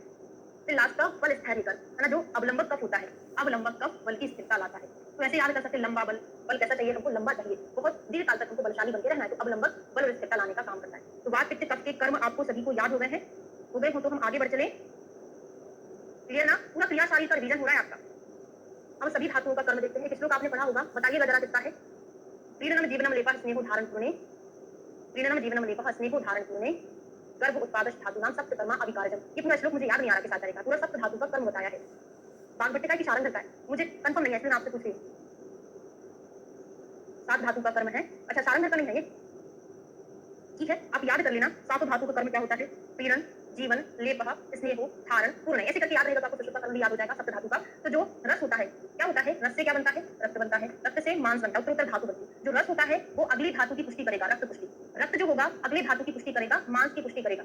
अष्टांग का ही है, सूत्र स्थान 11 का, ठीक है ना। तो यहाँ पे वही लिखा है कि रस पुष्टि प्रीणनम रक्त पुष्टि च करोति। केवल हमको एक ही चीज याद करना है, ये क्या करता है? पुष्टि करता है। पुष्टि मतलब क्या होता है? शरीर को नहीं, रस जो होता है शरीर को प्रसन्न और तर्पित करता है, तर्पित करता है। पुष्टि मतलब होता है शरीर को प्रसन्न रखना या शरीर की पुष्टि करना। रस का काम है पुष्टि और उत्तरोत्तर धातु की पुष्टि। रक्त का काम क्या होता है? उत्तरोत्तर धातु मांस की पुष्टि। तो एक टर्म तो हमको किसी में भी याद नहीं रखना, केवल एक ही चीज याद रखना है। जैसे रस क्या करता है? पुष्टि देता है, रक्त क्या करता है? वर्ण प्रसादन करता है। जैसे आपने देखा होगा कि बहुत गोरे लोग होते हैं ना, उनके चेहरे पर रक्त दिखाई देता है, लाल लाल से दिखाई देते हैं ना, उसका जो मुंह है रेड दिखाई देता है। तो रक्त क्या करता है? वर्ण का प्रसादन करता है। मांस क्या करेगा? उत्तरोत्तर धातु की पुष्टि करेगा, शरीर की पुष्टि भी करता है। तो ऐसे भी याद रख सकते हो आप, जो मांस होता है शरीर को ब्रह्मण कराने में सबसे बेस्ट होता है। मांस से बेस्ट कोई भी ब्रह्मणीय पदार्थ नहीं है, ऐसा चरकसूत्र 27 में आपने पढ़ा है। तो मांस शरीर की पुष्टि करता है और मेद की पुष्टि भी कर रहा है, उत्तरोत्तर धातु है। और मेद क्या करेगा? स्नेहन स्वेदो धनत्वम पुष्टि अस्थाना, उत्तरोत्तर धातु की पुष्टि। अभी 3 चीजें हमको याद रखना है। मेद जो है शरीर में क्या लाता है? मेद जो है शरीर में स्नेहन लाता है, स्वेदन और दृढ़ता उत्पन्न करता है। स्नेहन स्वेदन तो आराम से याद हो जा रहा है, दृढ़ता में याद करने में बड़ी प्रॉब्लम होती है। देखो मेद मतलब क्या होता है? फैट। फैट कैसा होता है? चिकना होता है। तो याद हो गया, स्नेहन करता है। मेद का मतलब क्या होता है? स्वेद होता है। दूसरा याद हो गया, दृढ़ता याद करना है, वहां पे पुष्टि याद करना है। तो मैंने आपको एक चीज बता दी कि शरीर की पुष्टि करने में बेस्ट मांस से ज्यादा कोई भी चीज नहीं है। तो मांस में शरीर की पुष्टि है तो मेद में आ जाएगा दृढ़ता, क्योंकि मांस और मेद में भी कंफ्यूजन होना, शुक्र में नहीं होगा। तो शरीर को दृढ़ बनाने का काम कौन करता है? मेद करता है। जो फैटी लोग हैं वो देखना ना, जहाँ पे थाई पे सबसे ज्यादा फैट का जमाव रहता है, आप अगर स्पर्श करके देखोगे तो आपको बहुत ज्यादा दृढ़ लगेगा, टाइट लगेगा, है ना। वो क्या रहता है? मेद रहता है। अस्थि क्या करती है? हड्डियां हमारे शरीर का धारण करके रखती हैं, तो देह का धारण, उत्तरोत्तर धातु की पुष्टि। और मज्जा क्या करती है? प्रीति, मतलब शरीर में प्रसन्नता लाती है। इन्हीं में ही लिखा है, शरीर में प्रसन्नता लाना। और मज्जा कैसी होती है? स्नेहम बलम शुक्र पुष्टि। प्रीति स्नेहम बलम बल प्रदान करती है। देखो मज्जा में, मज्जा मतलब बोन मैरो, क्या बनता है उसमें? ब्लड बनता है। जिसका हीमोग्लोबिन अच्छा है, जिसका मज्जा अच्छा है, वो कैसा रहेगा? बलवान रहेगा ना। तो यहाँ पर बल है, प्रीति स्नेह बल। स्नेहन तो यहाँ पर भी है, स्नेह मेद में भी है, स्नेह मज्जा में भी है, शुक्र में नहीं आता। और क्या करता है? अस्थि का पूर्ण करता है। जो मज्जा होती है, देखो अस्थि से बनता है मज्जा, मज्जा से बनता है शुक्र, लेकिन मज्जा जो है अस्थि का पूर्ण करती है। आपको पता है ये हमारी अस्थियां होती है, इनके अंदर भरा रहता है मज्जा। तो मज्जा जो है अस्थि का पूर्ण करने के लिए बनी है, ठीक है। शुक्र क्या होता है? धैर्य चवनम प्रीति देह बलम हर्ष बीजार्थम। देखो प्रीति स्नेह वहां पर है, यहाँ पर ओनली प्रीति है। वहां पे बल है, यहाँ पे क्या है? देह बल है। क्योंकि अगर इतना इतना सेंटेंस दे देगा एग्जामिनर तो आप दोनों में कंफ्यूज हो जाओगे। तो याद रख लेना, पहले जो आता है मज्जा, शुक्र के पहले है ना, तो सेंटेंस छोटा रहेगा, ओनली बल है। जैसे जैसे हम आगे बढ़ते जाते सेंटेंस बड़ा होता जाता है। ये हमारी जन्मों की ट्रिक है हमेशा, है ना। तो वहां पे बल आया, यहाँ पर देह बल आया, बाकी हर्ष बीज आपको यहीं पे रहेगा, ठीक है।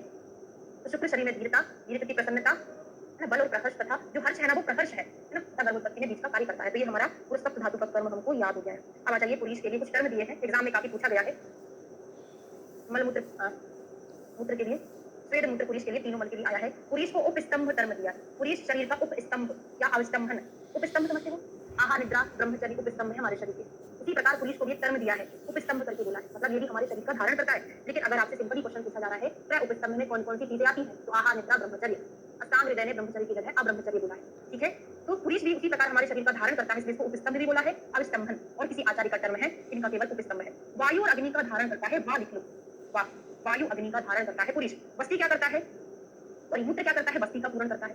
तो देखिए अष्टांग अवस्तंभ, अष्टांग उपस्तंभ, उपस्तंभ चरकता है, हाँ बिल्कुल उपस्तंभ। जब यहाँ पे लिखा ही देखिए, मुझे लगा कि ना लिखाऊं ज्यादा हो जाएगा। उपस्तंभ चरकता है, उपस्तंभ, उपस्तंभ या अविस्तंभ। अब यह अविस्तंभ ये जो है ये बागभट्ट का है। उपस्तंभ या अविस्तंभ, अविस्तंभ करके आता है, आते आता है, वो किसका हो जाएगा? स्तब्ध, स्तब्ध वाला है ना, ये बागभट्ट का लिखाया हुआ है हमने। याद है किसी को भी नहीं है? उपस्तंभ टा वाला चरकता है, उपस्तंभ या अविस्तंभ या अप है शायद, एक बार इसका देख लेना, है ना। ये तो एकदम क्लियर है, उपस्तंभ बागभट्ट का और ये भी है, ठीक है। चल मूत्र जो होता है वस्ती का पूर्ण, क्योंकि वस्ती मूत्र से भरती वस्ती का पूर्ण करता है। और विक्लेदकृत मूत्रम, विक्लेद मतलब होता है शरीर में आर्द्रता करता है, क्योंकि मूत्र कैसा है? लिक्विड, शरीर को आर्द्र लगता है। विक्लेदकृत आएगा तो मूत्र का काम है, क्लेदक तो आएगा, क्लेद मतलब होता है स्वेद, शरीर में क्लेद तथा त्वचा को सुकुमार करता है। क्लेद का धारण कौन करता है? वो स्वेद करता है। बात समझ में आ रही है? 2 प्रकार के क्वेश्चन बनेंगे। विक्लेद कौन करता है? मूत्र करता है। क्लेदक तो कौन करता है? स्वेद करता है। इसका हिंदी मीनिंग लिख लो। विक्लेद का मतलब होता है क्लेद वाहन, क्लेद को बहाना, क्योंकि मूत्र क्या करता है? शरीर से क्लेद को निकालता है, तो क्लेद को बहाना। और क्लेद को धारण कौन करता है? ये कहा है क्लेद को धारण करना, ये स्वेद का कर्म है। हाँ बिल्कुल, क्लेद हाँ ठीक है, हाँ मैंने लिखा दिया जो आप बोल रहे हैं, क्रीड का धारण करना स्वेद है, क्रीड का बहाना मूत्र का काम है। फिर ये भी क्वेश्चन एग्जाम में पूछा गया है, रक्त लक्षणम आर्तवम गर्भकृच्छ गर्भो गर्भ लक्षणम। हिंदी में क्वेश्चन पूछा था, संस्कृत में पूछा जाता तो बन जाता। प्रीवियस क्वेश्चन पेपर में आया कि वह कौन सी चीज है जो रक्त के लक्षण के समान होती है और वो क्या हुआ कि गर्भ की स्थिति करता है। ये हिंदी में पूछ लिया था। तो आर्तव क्या होता है? रक्त के जैसा होता है, गुंजाफल सवर्णम था, रक्त में भी आता है, आर्तव में भी आता है, तो रक्त के लक्षण के जैसा होता है। और जो गर्भ को उत्पन्न करने वाला, गर्भ के लक्षणों को लिए हुए होता है वो आर्तव कहलाता है। ठीक है, स्तन्य क्या होता है? स्तन्यम स्तन्योर अपीनत्वम जननम जीवनम जायति। स्तन्य जो होता है स्तनों को क्या करता है? पुष्ट करता है ना, स्तनों में होने वाला दुग्ध स्तनों की पुष्टि करता है तथा बालकों के लिए जीवन देने वाला होता है। पूछ लेगा ये निर्देश निम्न में से किसके लिए आया है? एनआईए 2012 में आया था। हाँ बिल्कुल, और आपकी एक्स्ट्रा क्लास है प्रीवियस ईयर की। ठीक है, स्तन्यों स्तन की पुष्टि करता है स्तन्य और बालकों को जीवन देने का काम करता है।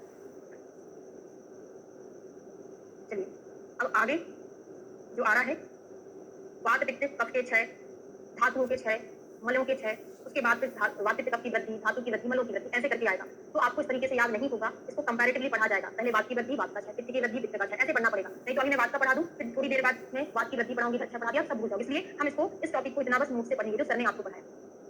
ऐसा भी कर सकते थे कि मैं छोड़ दूं ये टॉपिक, आप सब्जेक्ट से पढ़ लें, लेकिन बहुत से बच्चे संहिता अकेला ज्वाइन किए हैं, बहुत से सब्जेक्ट अकेला ज्वाइन किए, इसलिए पढ़ना जरूरी है ना। तो आप जो लोग संहिता अकेला पढ़े हैं, आप इधर से उसको पढ़ लेना है ना, मैं आपको यहाँ से पढ़ा दूँ ताकि साथ में सब कुछ याद हो जाए और बाकी आचार्यों का भी आपको याद हो जाएगा। ये विजिबल है, सही से दिख रहा है आपको? दिखाई दे रहा है कि नहीं दिखाई दे रहा है?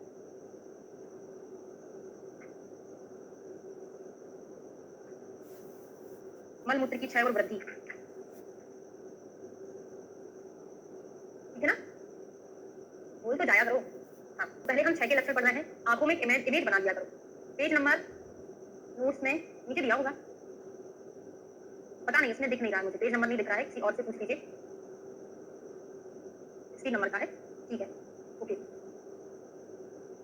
कहाँ चला गया? बड़ी मुश्किल से ढूंढा था मैंने।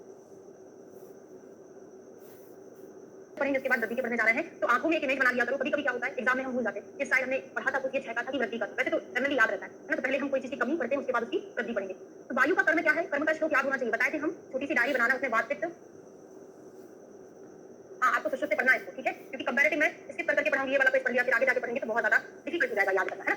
तो वायु का कर्म क्या होता है? उत्साहो उच्छ्वास निश्वास चेष्टा धातु गति समा समो मोक्षो गति मताम बात कर्मा अविकार, ये बात का कर्म है। उत्साह उच्छ्वास निश्वास, उत्साह जो होता है बात का कर्म है। अगर ये वायु हमारे शरीर में कम हो जाएगी तो हमारा उत्साह कैसा हो जाएगा? कम हो जाएगा। अगर ये वायु हमारे शरीर में बढ़ जाएगी तो हमारा उत्साह ज्यादा हो जाएगा। तो शैली हम सारे वायु की कमी के लक्षण पढ़ने वाले, पहले हमको एक रूपरेखा बनानी पड़ती है। हाँ बिल्कुल, वेरी गुड, ठीक है। तो उत्साह ज्यादा कब होता है? जब वायु की वृद्धि हो। उत्साह कम कब होगा? जब वायु की कमी होगी। तो मंद चेष्टा और वायु की वृद्धि होती, वही व्यक्ति ज्यादा बोलता है। कमी में क्या होगा? बात ही कम करेगा। बात क्या करेगा? कम करेगा। तो बात कम के लक्षण है ये। अप्रहर्ष, उसमें प्रहर्ष नहीं रहेगा, है ना, मूल संहिता बेवकूफ रहेगा, क्योंकि जो वायु होती है वही हमारे कफ को चलाती है, पित्त को चलाती है। अगर वायु ही कम हो जाएगी तो हमारा दिमाग भी कम चलेगा। तो शय में पूरा ए टू जेड आपको याद हो गया। रटना बिल्कुल भी नहीं है, पूरा हम समझकर याद करेंगे। लास्ट में पूछूंगी, आज की क्लास में हम केवल एक ही टॉपिक पढ़ने वाले, 6 वृद्धि, ठीक है। तो मंद चेष्टा, बात कम करेगा, अल्पवाक्यम, संज्ञा भी कैसी हो जाएगी? मूड हो जाएगी। ऐसा नहीं कि आपको टिपॉक्टन रखना है, 4 ऑप्शन देखकर आप आंसर लगाने, इतना ही करना, रखना नहीं है, ठीक है। अब वृद्धि में क्या होगा? अब यहाँ पे बेचारा बोल नहीं पा रहा था, यहाँ पे इतना बोलेगा कि उसकी आवाज जो है सामने वाले को बड़ी कर्कश लगेगी, ये बंद हो जाए। तो वाक पारुष्य बोलेगा, लेकिन खतरनाक बोलेगा, परुषता रहेगी उसके बोलने में। वायु की वृद्धि हो जाती है तो व्यक्ति बहुत दुबला पतला रहता है। कैसा रहता है? दुबला पतला। काश, काश मतलब होता है थोड़ा सा सांवला भी रहता है, काले कलर का रहता है। गात्रों में क्या होगा? स्फुरण होगा। ऐसा नहीं होती? हाथ पैर फड़कना जिसको बोलते हैं, टिंगलिंग सेंसेशन जो होता है उसको गात्र स्फुरण बोलते हैं। कहीं भी टिंगलिंग सेंसेशन हो रहा है, फड़क रहा है, वो वायु की वृद्धि है। मतलब हाथ पैर को जल्दी जल्दी चलाने का काम कर रहा है वायु, ठीक है। उष्ण कामिता, गर्म चीज की इच्छा क्यों होगी? क्योंकि वायु ठंडी है और वायु की वृद्धि जब हो जाती है मतलब शरीर में शीतलता की वृद्धि हो गई, व्यक्ति को क्या चाहिए? गर्म चीज चाहिए। और निद्रानाश, नींद नष्ट हो जाती है। क्यों? वायु की वृद्धि में नींद नहीं आती, सबकी वृद्धि में बहुत नींद आती है, ठीक है। अल्प बल, बल भी कैसा रहेगा? अल्प रहेगा, क्योंकि वायु की वृद्धि में व्यक्ति दुबला हो रहा है तो बल भी कम हो जाएगा। मोस्ट इंपॉर्टेंट क्वेश्चन, गाढ़ वर्चस्व मतलब कॉन्स्टिपेशन होना, लिख लो। कॉन्स्टिपेशन वायु की वृद्धि में होता है कि वायु के क्षय में होता है? ये बड़ा क्वेश्चन बनता है। व्यक्ति दिमाग क्या लगाता है? पहले सुनो, व्यक्ति को लगता है कि अपान वायु जो होती है मल का निष्कासन कराने का काम करती है। अगर वायु का क्षय हो जाए, मतलब अपान वायु का क्षय हो जाए तो मल को नहीं निकालेगी, तो बात के क्षय में लगा के आ जाते कॉन्स्टिपेशन। जबकि ऐसा नहीं है। वायु का कर्म क्या होता है? स्तंभन कराना। तो अगर वायु की वृद्धि होगी ना तो स्तंभन ज्यादा होगा। क्यों हो रहा है कॉन्स्टिपेशन? क्योंकि वायु की वृद्धि है शरीर में, तो वायु क्या करती है? स्तंभता ला देती है। इसी कारण कॉन्स्टिपेशन के व्यक्ति में हम क्या देते हैं? स्नेहन देते हैं। स्नेहन क्या करेगा? वात का शमन करता है, मल का प्रवर्तन करा देता है, ठीक है। बात समझ में आ गई ना? ठीक, पूछूंगी अभी पूरा कंप्लीट हो जाएगा ना, धातुओं का, मल का, सभी का, तो भी पूछूंगी। पित्त में क्या होगा? पित्त से मन दुष्म अग्नि का, जो पित्त होता है वही हमारे शरीर की अग्नि है। अगर पित्त का क्षय हो जाएगा, हाँ, पित्त का कर्म क्या होता है? दर्शनम पक्तिर उष्मा क्षुधा तृष्णा देहम मार्गवम प्रभा प्रसादो देहाचा पित्त कर्मा अविकारजम, यही श्लोक है। हाँ, तो दर्शन, पक्ति, उष्मा, ये सारा कौन कराता है? पित्त कराता है। अगर पित्त कम है तो हमारे शरीर की अग्नि भी कम हो जाएगी। प्रभा प्रसादो देहाचा, प्रभा प्रसादन, ये भी कौन का काम है? पित्त का है। तो हमारी प्रभा भी कैसी हो जाएगी? पित्त में कम हो जाएगी। पित्त का क्षय तो प्रभा भी क्षय हो जाएगी। वृद्धि में क्या होगा?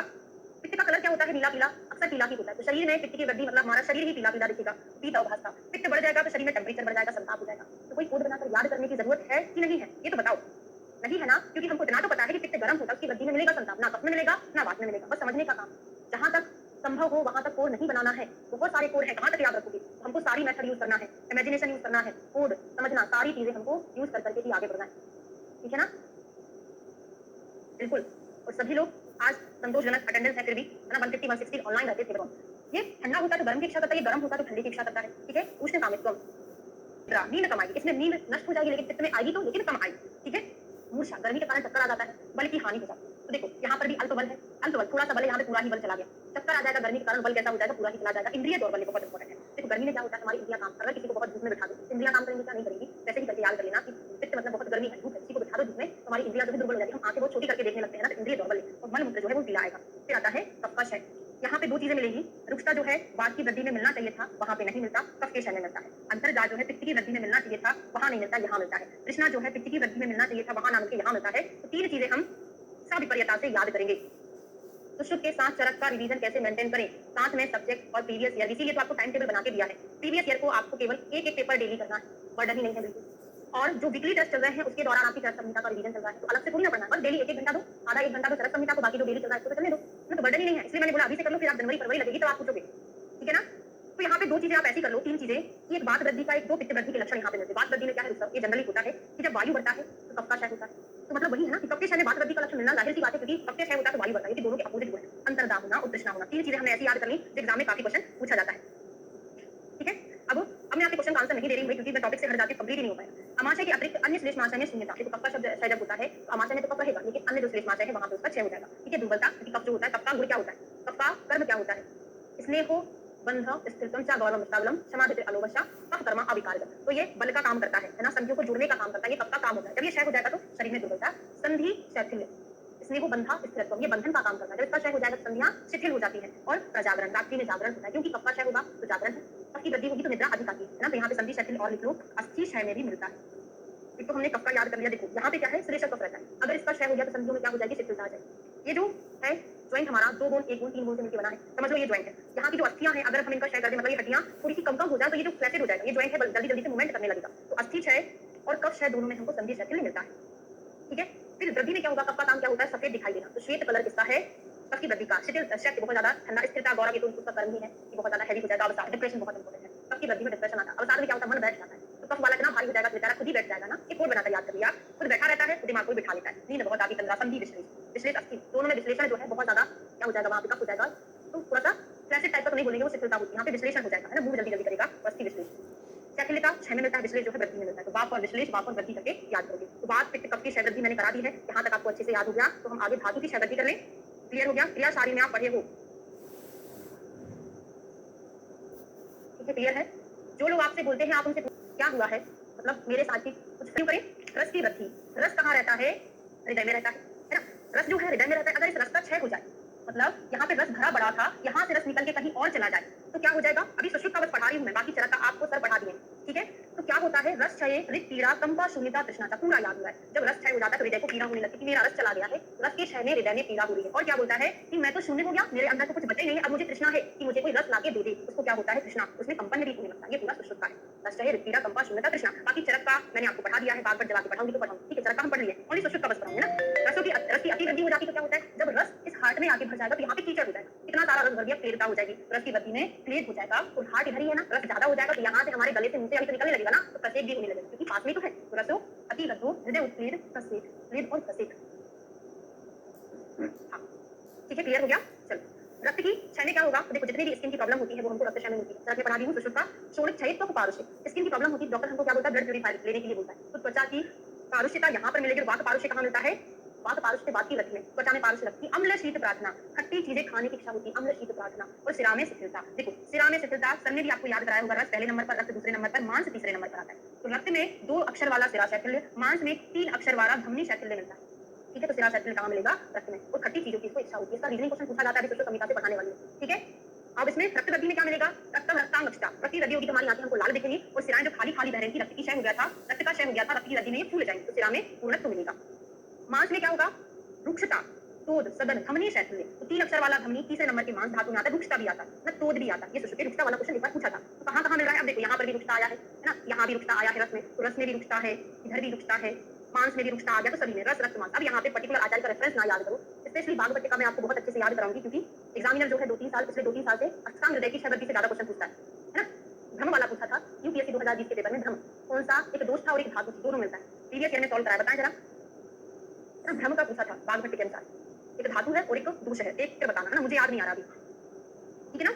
और वृद्धि में क्या होगा, स्फिक दंड औष्ठ उरु जंगा बाहु में वृद्धि हो जाएगी, भ्रू गात्रता हो जाएगी। क्यों, क्योंकि देखो स्फिक ग्रीवा उदर में शुष्कता क्षय में, और यहाँ पर वृद्धि किसमें हो जाएगी, वृद्धि में हो जाएगी, यहाँ पर मोटा मोटा हो जाएगा। मेद में क्या है, सुश्रुत जी का प्लीहावी वृद्धि, प्लीहावी वृद्धि, संधि शून्यता, रोक्ष, मेद और मांस प्रार्थना, मेद और मांस की प्रार्थना। तो देखो जहाँ मेद मांस दोनों है तो मांस वाले में नहीं, मेद से शुरू है तो मेद वाले में ही श्लोक आया है। तो प्लीहा वृद्धि बहुत इंपॉर्टेंट है। प्लीहा वृद्धि मेद क्षय में मिलता है और रक्त की वृद्धि में मिलता है, रक्त वृद्धि में मिलता है। प्लीह करके आता है, प्लीह, प्लीह से आपको प्लीहा हो गया, प्लीहा वृद्धि समझना है, लेकिन फर्स्ट प्रायोरिटी जो आंसर जाता है प्लीहा वृद्धि का, वो आंसर क्या होता है, ओके वेरी गुड। मज्जा क्षय और कफ क्षय में मिलता है बागवती का, यूपीएससी 2020 में पूछा था ना। कहाँ गया,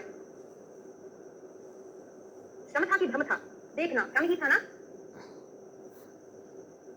हो सकता लिखा ना हो लेकिन था, भ्रम ही था, मुझे याद हो गया, ठीक है। संधि शून्यता, मेद और मांस प्रार्थना, प्लीहा वृद्धि। अब यहाँ पे वृद्धि में क्या मिलेगा, मेद क्या होता है, स्निग्ध होता है, तंबू में स्निग्धता, उधर पास में वृद्धि होगी, पास श्वास ना, जब इसका फैट बढ़ जाता है, हाँ बिल्कुल भ्रम था, इसका फैट बढ़ जाता है सांस लेने में दिक्कत होगी, तो पास श्वास दुर्गंध करने के पूर्वक कहाँ पर मिलता है, वृद्धि में मिलता है। ये टॉपिक आप करिए है ना। अस्थि में क्या मिलेगा हमको, अस्थि तोड़ मिलेगा, केश लोभ नख श्रम है ना। असंधि में शिथिलता, चरक का ही पढ़ लो, चरक का लिखा लिखा, संधि में शिथिलता होना इसमें मिलेगा, अस्थि क्षय में और कफ क्षय में मिलता है। बाकी श्रम शूनक जो है इसी का अमल होते हैं, इसी में मिलेगा ना, इनका पतन मिलेगा, और अभ्यस्त की अभिदंत वृद्धि में मिलेगा। मज्जा में क्या होगा, अस्थियों के अंदर क्या भरी होती है, मज्जा, मज्जा भरी होती है, तो अस्थि में शिथिलता मिलेगी, ठीक है। सुश्रुत का देखते हैं, अल्प शुक्रता, क्योंकि मज्जा के बाद क्या बनता है, शुक्र बनता है, तो शुक्र की कमी मज्जा क्षय में होती है, ना कि शुक्र क्षय। अस्थि निस्तूल, अस्थि तोड़ ओनली अस्थि में है, बाकी सारे अस्थि वाले किसमें आते हैं, मज्जा में। चाहे वो अस्थि में शौचरिता हो, चाहे अस्थि में निस्तूल हो, चाहे अस्थि में शून्यता हो, सारे अस्थि वाले कहाँ पर, मज्जा क्षय में आते हैं, ठीक है। पर्व भेद, ये ज्वाइंट्स में पेन होना अस्थि क्षय का नहीं है, क्योंकि आपको पता है पर्व मतलब ज्वाइंट अस्थि है, तो अस्थि क्षय में थोड़ी ना मिलता है, मज्जा में मिलता है, क्योंकि अസ്ഥियों के अंदर क्या भरा होता है, मज्जा। अगर उसका क्षय हो जाए, हाँ इसका क्षय हो जाए तो पर्व में भेद मिलता है, तो मज्जा क्षय का है, ठीक है। बाकी अष्टांग देने के लिए सर आपको पढ़ाया है ना, मैं ओनली सुश्रुत का पढ़ा रही हूँ, चरक का पढ़ा दी हूँ, क्योंकि मैं पूरा पढ़ाऊंगी तो 2 दिन का आपका टॉपिक है, एक दिन में कंप्लीट नहीं होता, तो सब्जेक्ट में सर पढ़ा दिए। और वृद्धि में क्या होगा, त्रिवी नेत्र वाली प्रॉब्लम होती है हमेशा हमको मज्जा में मिलता है, चाहे वो क्षय हो चाहे वृद्धि हो। मज्जा की वृद्धि में सर्वांग नेत्र गौरव सुश्रुत का बहुत पूछा जाता है, आंखें हमको भारी भारी लगती है। शुक्र क्षय में क्या होगा, मेद प्रश्न में वेदना, मैथुन में आसक्ति, चिर बस शुक्र संग होगा, तो शुद्ध यहाँ पे अश्मरी, अति कामता आदि यहाँ पे मिलता है। लास्ट देखते हैं मूत्र पुरुष स्वेद के क्षय, मूत्र क्षय में भी वस्ती तोड़ मिलता है, वृद्धि वस्ती तोड़। यहाँ पर ये क्वेश्चन एग्जाम में पूछा गया है कि वस्ती तोड़ किसमें मिलता है, तो क्षय हो चाहे वृद्धि हो, दोनों में हमको मिलता है। यहाँ पे मूत्र कम रहेगा क्योंकि क्षय है, यहाँ पे मूत्र वृद्धि रहेगा। आद्यमान आटो कभी याद कराने वाली हूँ, जब भी हम मूत्र पुरुष स्वेद का क्रम पढ़ते हैं, मूत्र पुरुष स्वेद यही क्रम पढ़ते हैं ना, ऐसे ही पहले हम आद्यमान पढ़ते हैं फिर आटो पढ़ते हैं, कोई आटो आद्यमान नहीं पढ़ता, क्रम ऐसा ही होता है, पहले आद्यमान फिर होता है आटो, ठीक है। कभी आपको पता संज्ञा भागवत ने बोला है कि मूत्र वृद्धि में बार बार मूत्र त्याग करने की इच्छा होती है ना, तो कभी आपको असंज्ञा धर्म दिया हुआ है। बाकी मूत्र मूत्र में बनता पिपासा मुखम चा, पिपासा लगती है, ठीक है। पुरुष में हृदय पाश में पीड़ा, क्षय में मिलता है हृदय पाश में पीड़ा, वृद्धि में नहीं मिलता। और वायु का इसमें शब्द, जब वायु पुरुष का क्षय होगा मतलब वायु अंदर भर जाए, चाहे मल हो मूत्र हो पुरुष हो कोई भी चीज हो या कोई भी धातु हो, क्षय होता है तो वायु की वृद्धि जरूर होगी। पुरुष के क्षय में वायु की वृद्धि होगी तो वायु कुक्षी में क्या करेगी, गमन करने लगेगी, ठीक है। वृद्धि में क्या मिलेगा, वेरी गुड। कफल अतिसार में भी करके अपकट असंज्ञा आता है, लिख लो वहां कफल अतिसार। स्वेद में क्या होगा, जब क्षय हो जाए तो हमारे रोम जो है चिपक जाएंगे, वृद्धि होगी तो खिल जाएंगे, क्षय होगा तो चिपक जाएगी, पसीना वहीं से निकलता है ना, स्तब्ध रोम कुत्ता त्वचा में शोष हो जाएगा। स्पर्श वैगुण्य बहुत इंपॉर्टेंट है, स्पर्श वैगुण्य मोस्ट इंपॉर्टेंट। स्पर्श का वैगुण्य मतलब हम वहां पे स्पर्श करेंगे हमको वहां पे महसूस नहीं होगा, तो स्वेद वृद्धि का नहीं है, क्षय का है। स्वेद नाश है ना, रोम में स्तब्ध रोम का स्फुटन बागवत ने बोला। दुर्गंधता किसमें मिलेगी, वृद्धि में पसीना ज्यादा आएगा, दुर्गंध और ज्यादा पसीना आएगा तभी खुजली होती है, तो कंडू भी पूछा गया, कंडू जो है स्वेद वृद्धि में आता है ना कि क्षय में। तो ये हमने मूत्र पुरुष स्वेद का और धातु का दोष का क्षय वृद्धि पढ़ लिया है। कल की क्लास में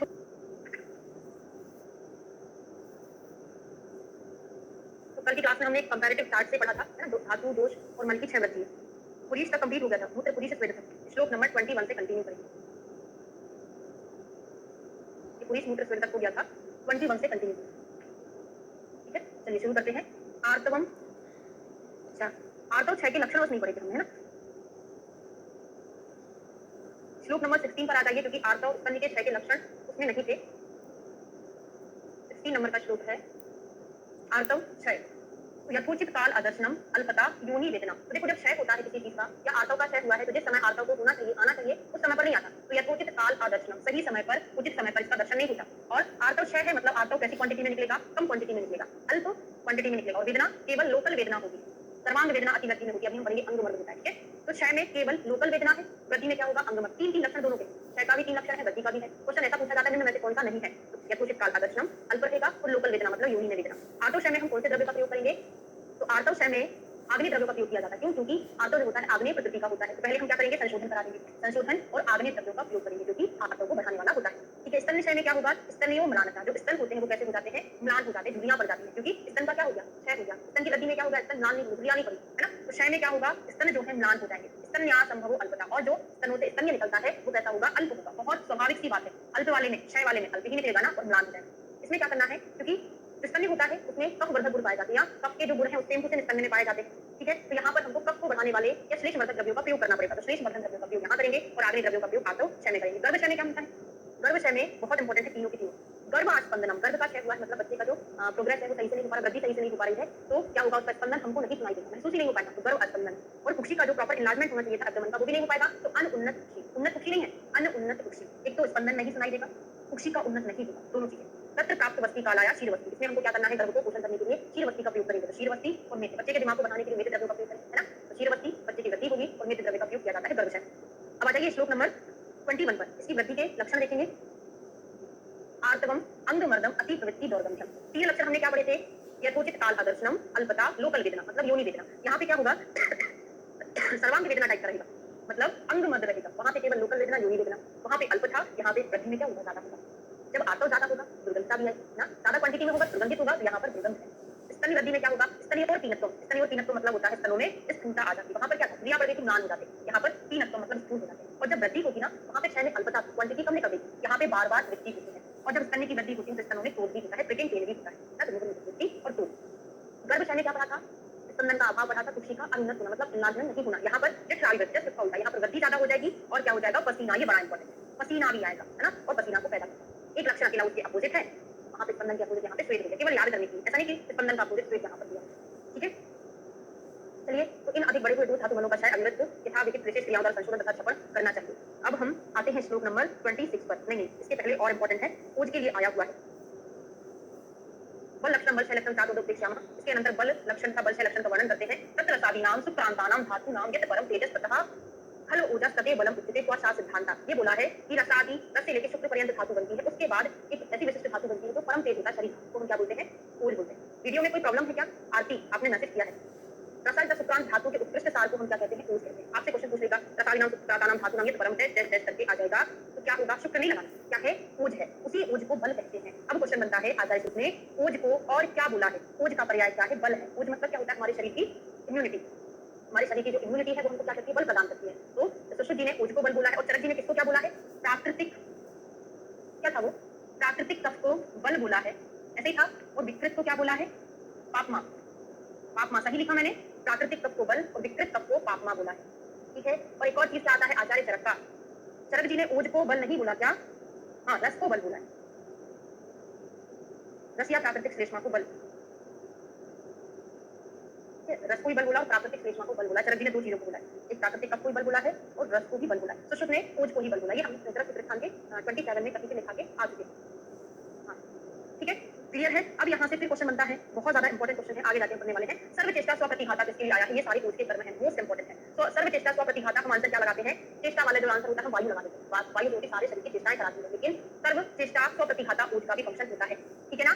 तो बलेर स्त्रोपचतम मानसम मतलब मान धातु पुष्ट होती है, मनुष्य प्रकार के कार्यों में करने में समर्थ होता है, स्वर्ण वर्ण उसका प्रसादन रहता है, वाहनाम आभ्यंतरणाम च परिणाम आत्म कार्य प्रतिपत्ति होती। अब इसका कोई मतलब नहीं है पूरा याद करने का, केवल इतना याद करो, ऐसा लिखा है कि बाह्य और आभ्यंतरिक मन बुद्धि आदि कर्म ज्ञानेंद्रियां अपने अपने कार्य करने में उत्तम रूप से प्रवृत्त होती है, वो सामान्य ओज का कर्म होता है। अब ओज के कौन कौन से गुण होते हैं, तो इसके लिए आपको श्लोक याद करना पड़ेगा, किसका, आचार्य चरक का, ओज के गुण का श्लोक क्या होता है, गुरु शीतम मृदु लक्षणम बहलम मधुरम स्थिरम प्रसन्नम कृष्णम स्निग्धम ओजो 10 गुणम स्मृतम। चरक का याद करेंगे, चरक के कंपैरिजन में हमको सुश्रुत के 3 गुण याद करने हैं जो कि चरक से थोड़े से डिफरेंट है ना, बाकी सब कुछ चरक के जैसा ही है, बात समझ रहे हैं, बाकी थोड़ा बहुत अलग भी है, बाकी 3 को इन्होंने स्पेशली अलग बोला है। तो सुबिन करके याद करेंगे, सुबिन जो कि चरक ने नहीं बताया, सु फॉर हो जाएगा शुक्ल, टी फॉर हो जाएगा विविक्त, मा फॉर हो जाएगा मृष्ण, मृदु नहीं है, मा फॉर मृदु नहीं, मा फॉर मृष्ण।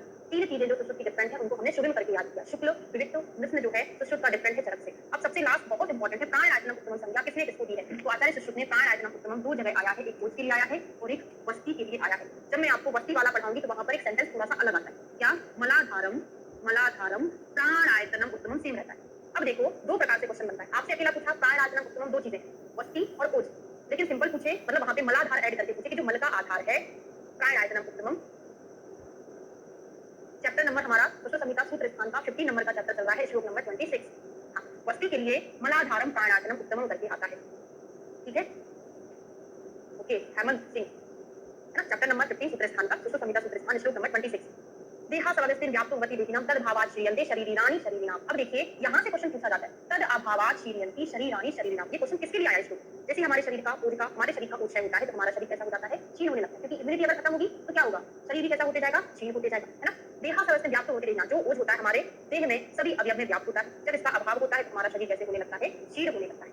ठीक है, दोनों के दोनों लाइन बड़े इंपॉर्टेंट है। अब आते हैं 28 नंबर का श्लोक है, अभिघात। हाँ, ऊर्ज के क्षय के कारण क्या हो सकते हैं? किस कारण से हमारे शरीर का ऊर्ज क्षय होता है? सभी लोग जानते हैं, बहुत ज्यादा गुस्सा करोगे तो आपके शरीर का जो ऊर्ज है नष्ट हो जाएगा। जैसे साधु संत होते हैं, उनके चेहरे पर अलग ही चमक रहती है। वो क्यों रहती है? क्योंकि वो कभी गुस्सा नहीं करते, टेंशन नहीं लेते, उसके कारण उनका ऊर्ज जो है कैसा रहता है? छोटे बच्चे इतने सॉफ्ट से क्यों दिखते हैं? छोटे बच्चे एकदम चमकदार क्यों दिखते हैं? क्योंकि उनके अंदर ये सारी चीजें नहीं होती जो कि ऊर्ज का क्षय करता है ना। तो ऊर्ज ही हमारे चेहरे पर ग्लो लाता है। तो अभिघात से, क्षय से, कोप से, शोक से, भय से, है ना, इन सभी चीजों से, श्रम से ऊर्ज का क्षय होता है। ऊर्जा संचीते हेतु धातु ग्रहणानि स्मृतम तेजा समिति। अब नहीं याद करना, केवल 2-4 चीजें याद करिए। यहाँ से ऐसा क्वेश्चन बिल्कुल भी नहीं बनने वाला है कि इनमें से कौन सा ऊर्ज क्षय का कारण नहीं है, केवल पढ़ना इन कारणों से ऊर्ज का क्षय होता है। अब यहाँ से तो आप प्रीवियस ईयर का पेपर उठा के देखना, हर पेपर में क्वेश्चन आया हुआ है। एक आध पूछा होगा कभी कि निम्न में से कौन सा ओज व्यापक के अंदर नहीं आता? नहीं, सॉरी, ओज विकृति के अंदर नहीं आता। ओज विकृति के अंदर नहीं आता। ओज विकृति के सेम ही बल विकृति, क्योंकि ओज और बल सेम है, लक्षण भी सेम है, बस एक लक्षण का डिफरेंस है, वो अभी याद करना। ओज विकृति, बल विकृति में 3 चीजें आती है। इनमें से कौन सा नहीं आता? 3 चीजें याद रख लो, विसरंस, व्यापद, क्षय, है ना। ओज की व्यापत्ति में या ओज की विकृति में या बल की विकृति में 3 चीजें आती है, विसरंस, व्यापद, क्षय। एक में मूर्छा भी दिया रहता है ना। तो वाह से 2 चीजें हैं, विसरंस, वाह से व्यापद और एक होता है क्षय। अब तीनों के डिटेल में लक्षण बनने वाले हैं। पूछा जाता है निम्न में से ये संधि विशेष गात्र नाम सदनम ओज की किस विकृति का लक्षण है? विसरंस का है कि व्यापद का है कि क्षय का है? ठीक है, तो चलिए पहले हम देखते हैं विसरंस। विसरंस में क्या लक्षण मिल रहा है? संधि विशेष गात्र नाम सदनम दोष चवनम क्रिया असंधि रोदस्त। क्रिया असंधि रोदस्त मतलब क्रियाओं का ठीक नहीं होना। अब देखिए विसरंस मतलब अपनी जगह से हट जाना, है ना। तो अब मैं एक एग्जांपल के थ्रू आपको समझा रही हूँ कि जैसे एक कॉलेज का प्रिंसिपल है, प्रिंसिपल थोड़ी देर के लिए इधर उधर क्या हुआ कि सारे टीचर्स अपनी मनमानी करने लग जाते हैं, कोई ढंग से नहीं पढ़ा रहा है, ऐसा होता है ना। तो प्रिंसिपल का रहना बहुत जरूरी है, नहीं तो सारे लोग इधर उधर दौड़ने भागने लगते हैं। कोई चाय पीने चला जाता है, कोई पैर फैला के आराम करता है। विसरंस मतलब हेडमास्टर अपनी जगह से हट गया, तो क्या होगा? संधि विश्लेषण, संधियां जो है वो भी अपनी अपनी जगह से हट जा रही है। विसरंस मतलब जगह से हटना, संधियां भी क्या होंगी? टीचर्स भी होंगे अपनी अपनी जगह से हट जाएंगे। गात्राणाम सदनम, कोई बोलेगा अरे बड़े हाथ पैर दर्द हो रहे, थोड़ा सा पैर फैला के बैठ जाओ, क्योंकि प्रिंसिपल विसरंस हो गए, अपनी जगह से हट गए। तो गात्राणाम सदनम दोष चवनम, और दोष का क्या हो जाएगा? अपने स्थान से चला जाना। तो दोष भी अपने स्थान से चले गए, टीचर्स भी चले गए, मतलब संधियां भी चली गई, और लास्ट में क्रिया असंधि, काम भी सही से नहीं हो रहा। क्यों नहीं हो रहा है? क्योंकि प्रिंसिपल वहां पे ऑफिस में नहीं है, तो वाचिक क्रियाओं का ठीक नहीं होना। विसरंस याद हो गया। अब आते हैं व्यापक ना पढ़ के अभी मैं आपको क्षय पढ़ा दूं। तो क्षय का एक कोड है एम फॉर प्रलाप, मतलब एम से 4 चीजें आने वाली है ना क्षय में, और एक प्रलाप आने वाला। तो एम फॉर मूर्छा, एम फॉर मांसक्षय, एम फॉर मूक, एम फॉर मरण, और आ जाएगा प्रलाप, एम फॉर प्रलाप। अब आपको एक ही चीज याद करना है, व्यापक। तो हम जब हमारे पास 3 चीजें थी, हम 2 याद कर चुके हैं, तो एक तो ऑटोमेटिक याद रहेगा ना, ऑटोमेटिक याद रहेगा। लेकिन फिर भी व्यापक मतलब क्या होता है? बीमारी। तो क्या क्या बीमारी है? स्तब्ध गुरु का, हमारी बॉडी स्तब्ध हो गई है, हैवी हो गई, हमको एक व्याधि हो गई है, मतलब व्यापक हो गया। वात शोक, वर्ण भेद, ग्लानि, तंद्रा निद्रा, तो जो व्याधि टाइप की है वो व्यापक में। एम फॉर प्रलाप क्षय में आ गया, बाकी पूरा हेड मास्टर से कोटेट करके हमने याद कर लिया। ठीक है, यहाँ तक किसी को परेशानी? सारी चीजें याद हो गई हैं। अब त्रयोदोषा बलस्युक्ता व्यापद विसरंस क्षया। तो ऐसे हमने जो 3 प्रकार के क्षय पढ़ लिए हैं, मतलब 3 प्रकार की विकृति कोष की पढ़ ली है, सेम टू सेम, बल विकृति वैसी होती है। बस यहाँ पर विसरंस का देख लेते हैं क्या लिखा है। विश्लेष, साधु, गात्राणाम, कर्म चेंज है, बाकी मतलब वही है ना। इसमें संधियों का विशेष है, गात्र में सदन होना, दोषों का विसरंस होना, श्रम होना, थोड़ा सा कुछ चीजें अलग, श्रम होना, थकान।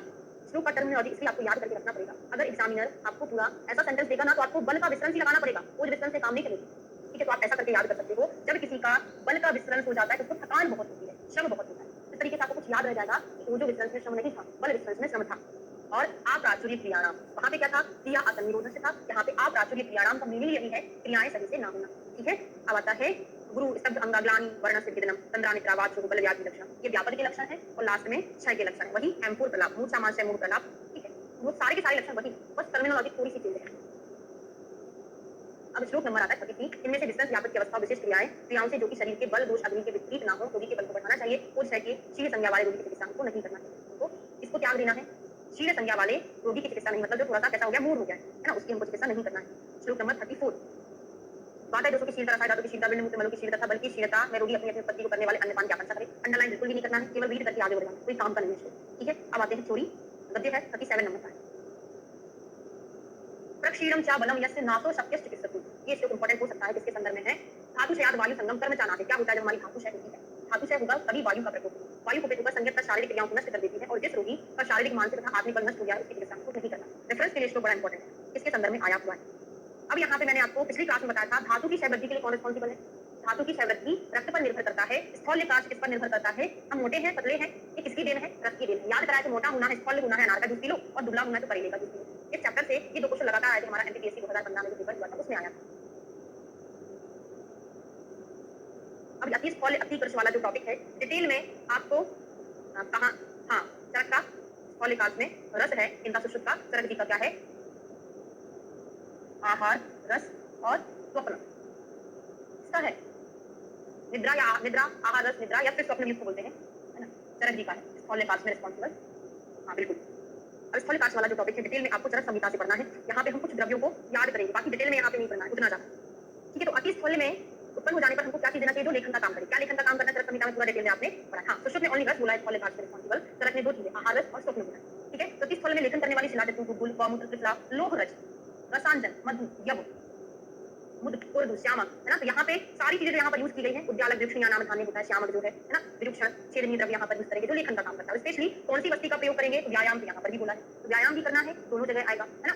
और लेखन वस्तु का प्रयोग करना है। चरक जी ने यहाँ पर लेखन वस्तु नहीं बोला, चरक जी ने क्या बोला है? उष्ण तीक्ष्ण वस्तुओं का प्रयोग करना। लिख लो, चरक जी ने रुक्ष तीक्ष्ण उष्ण वस्तुओं का प्रयोग बोला है।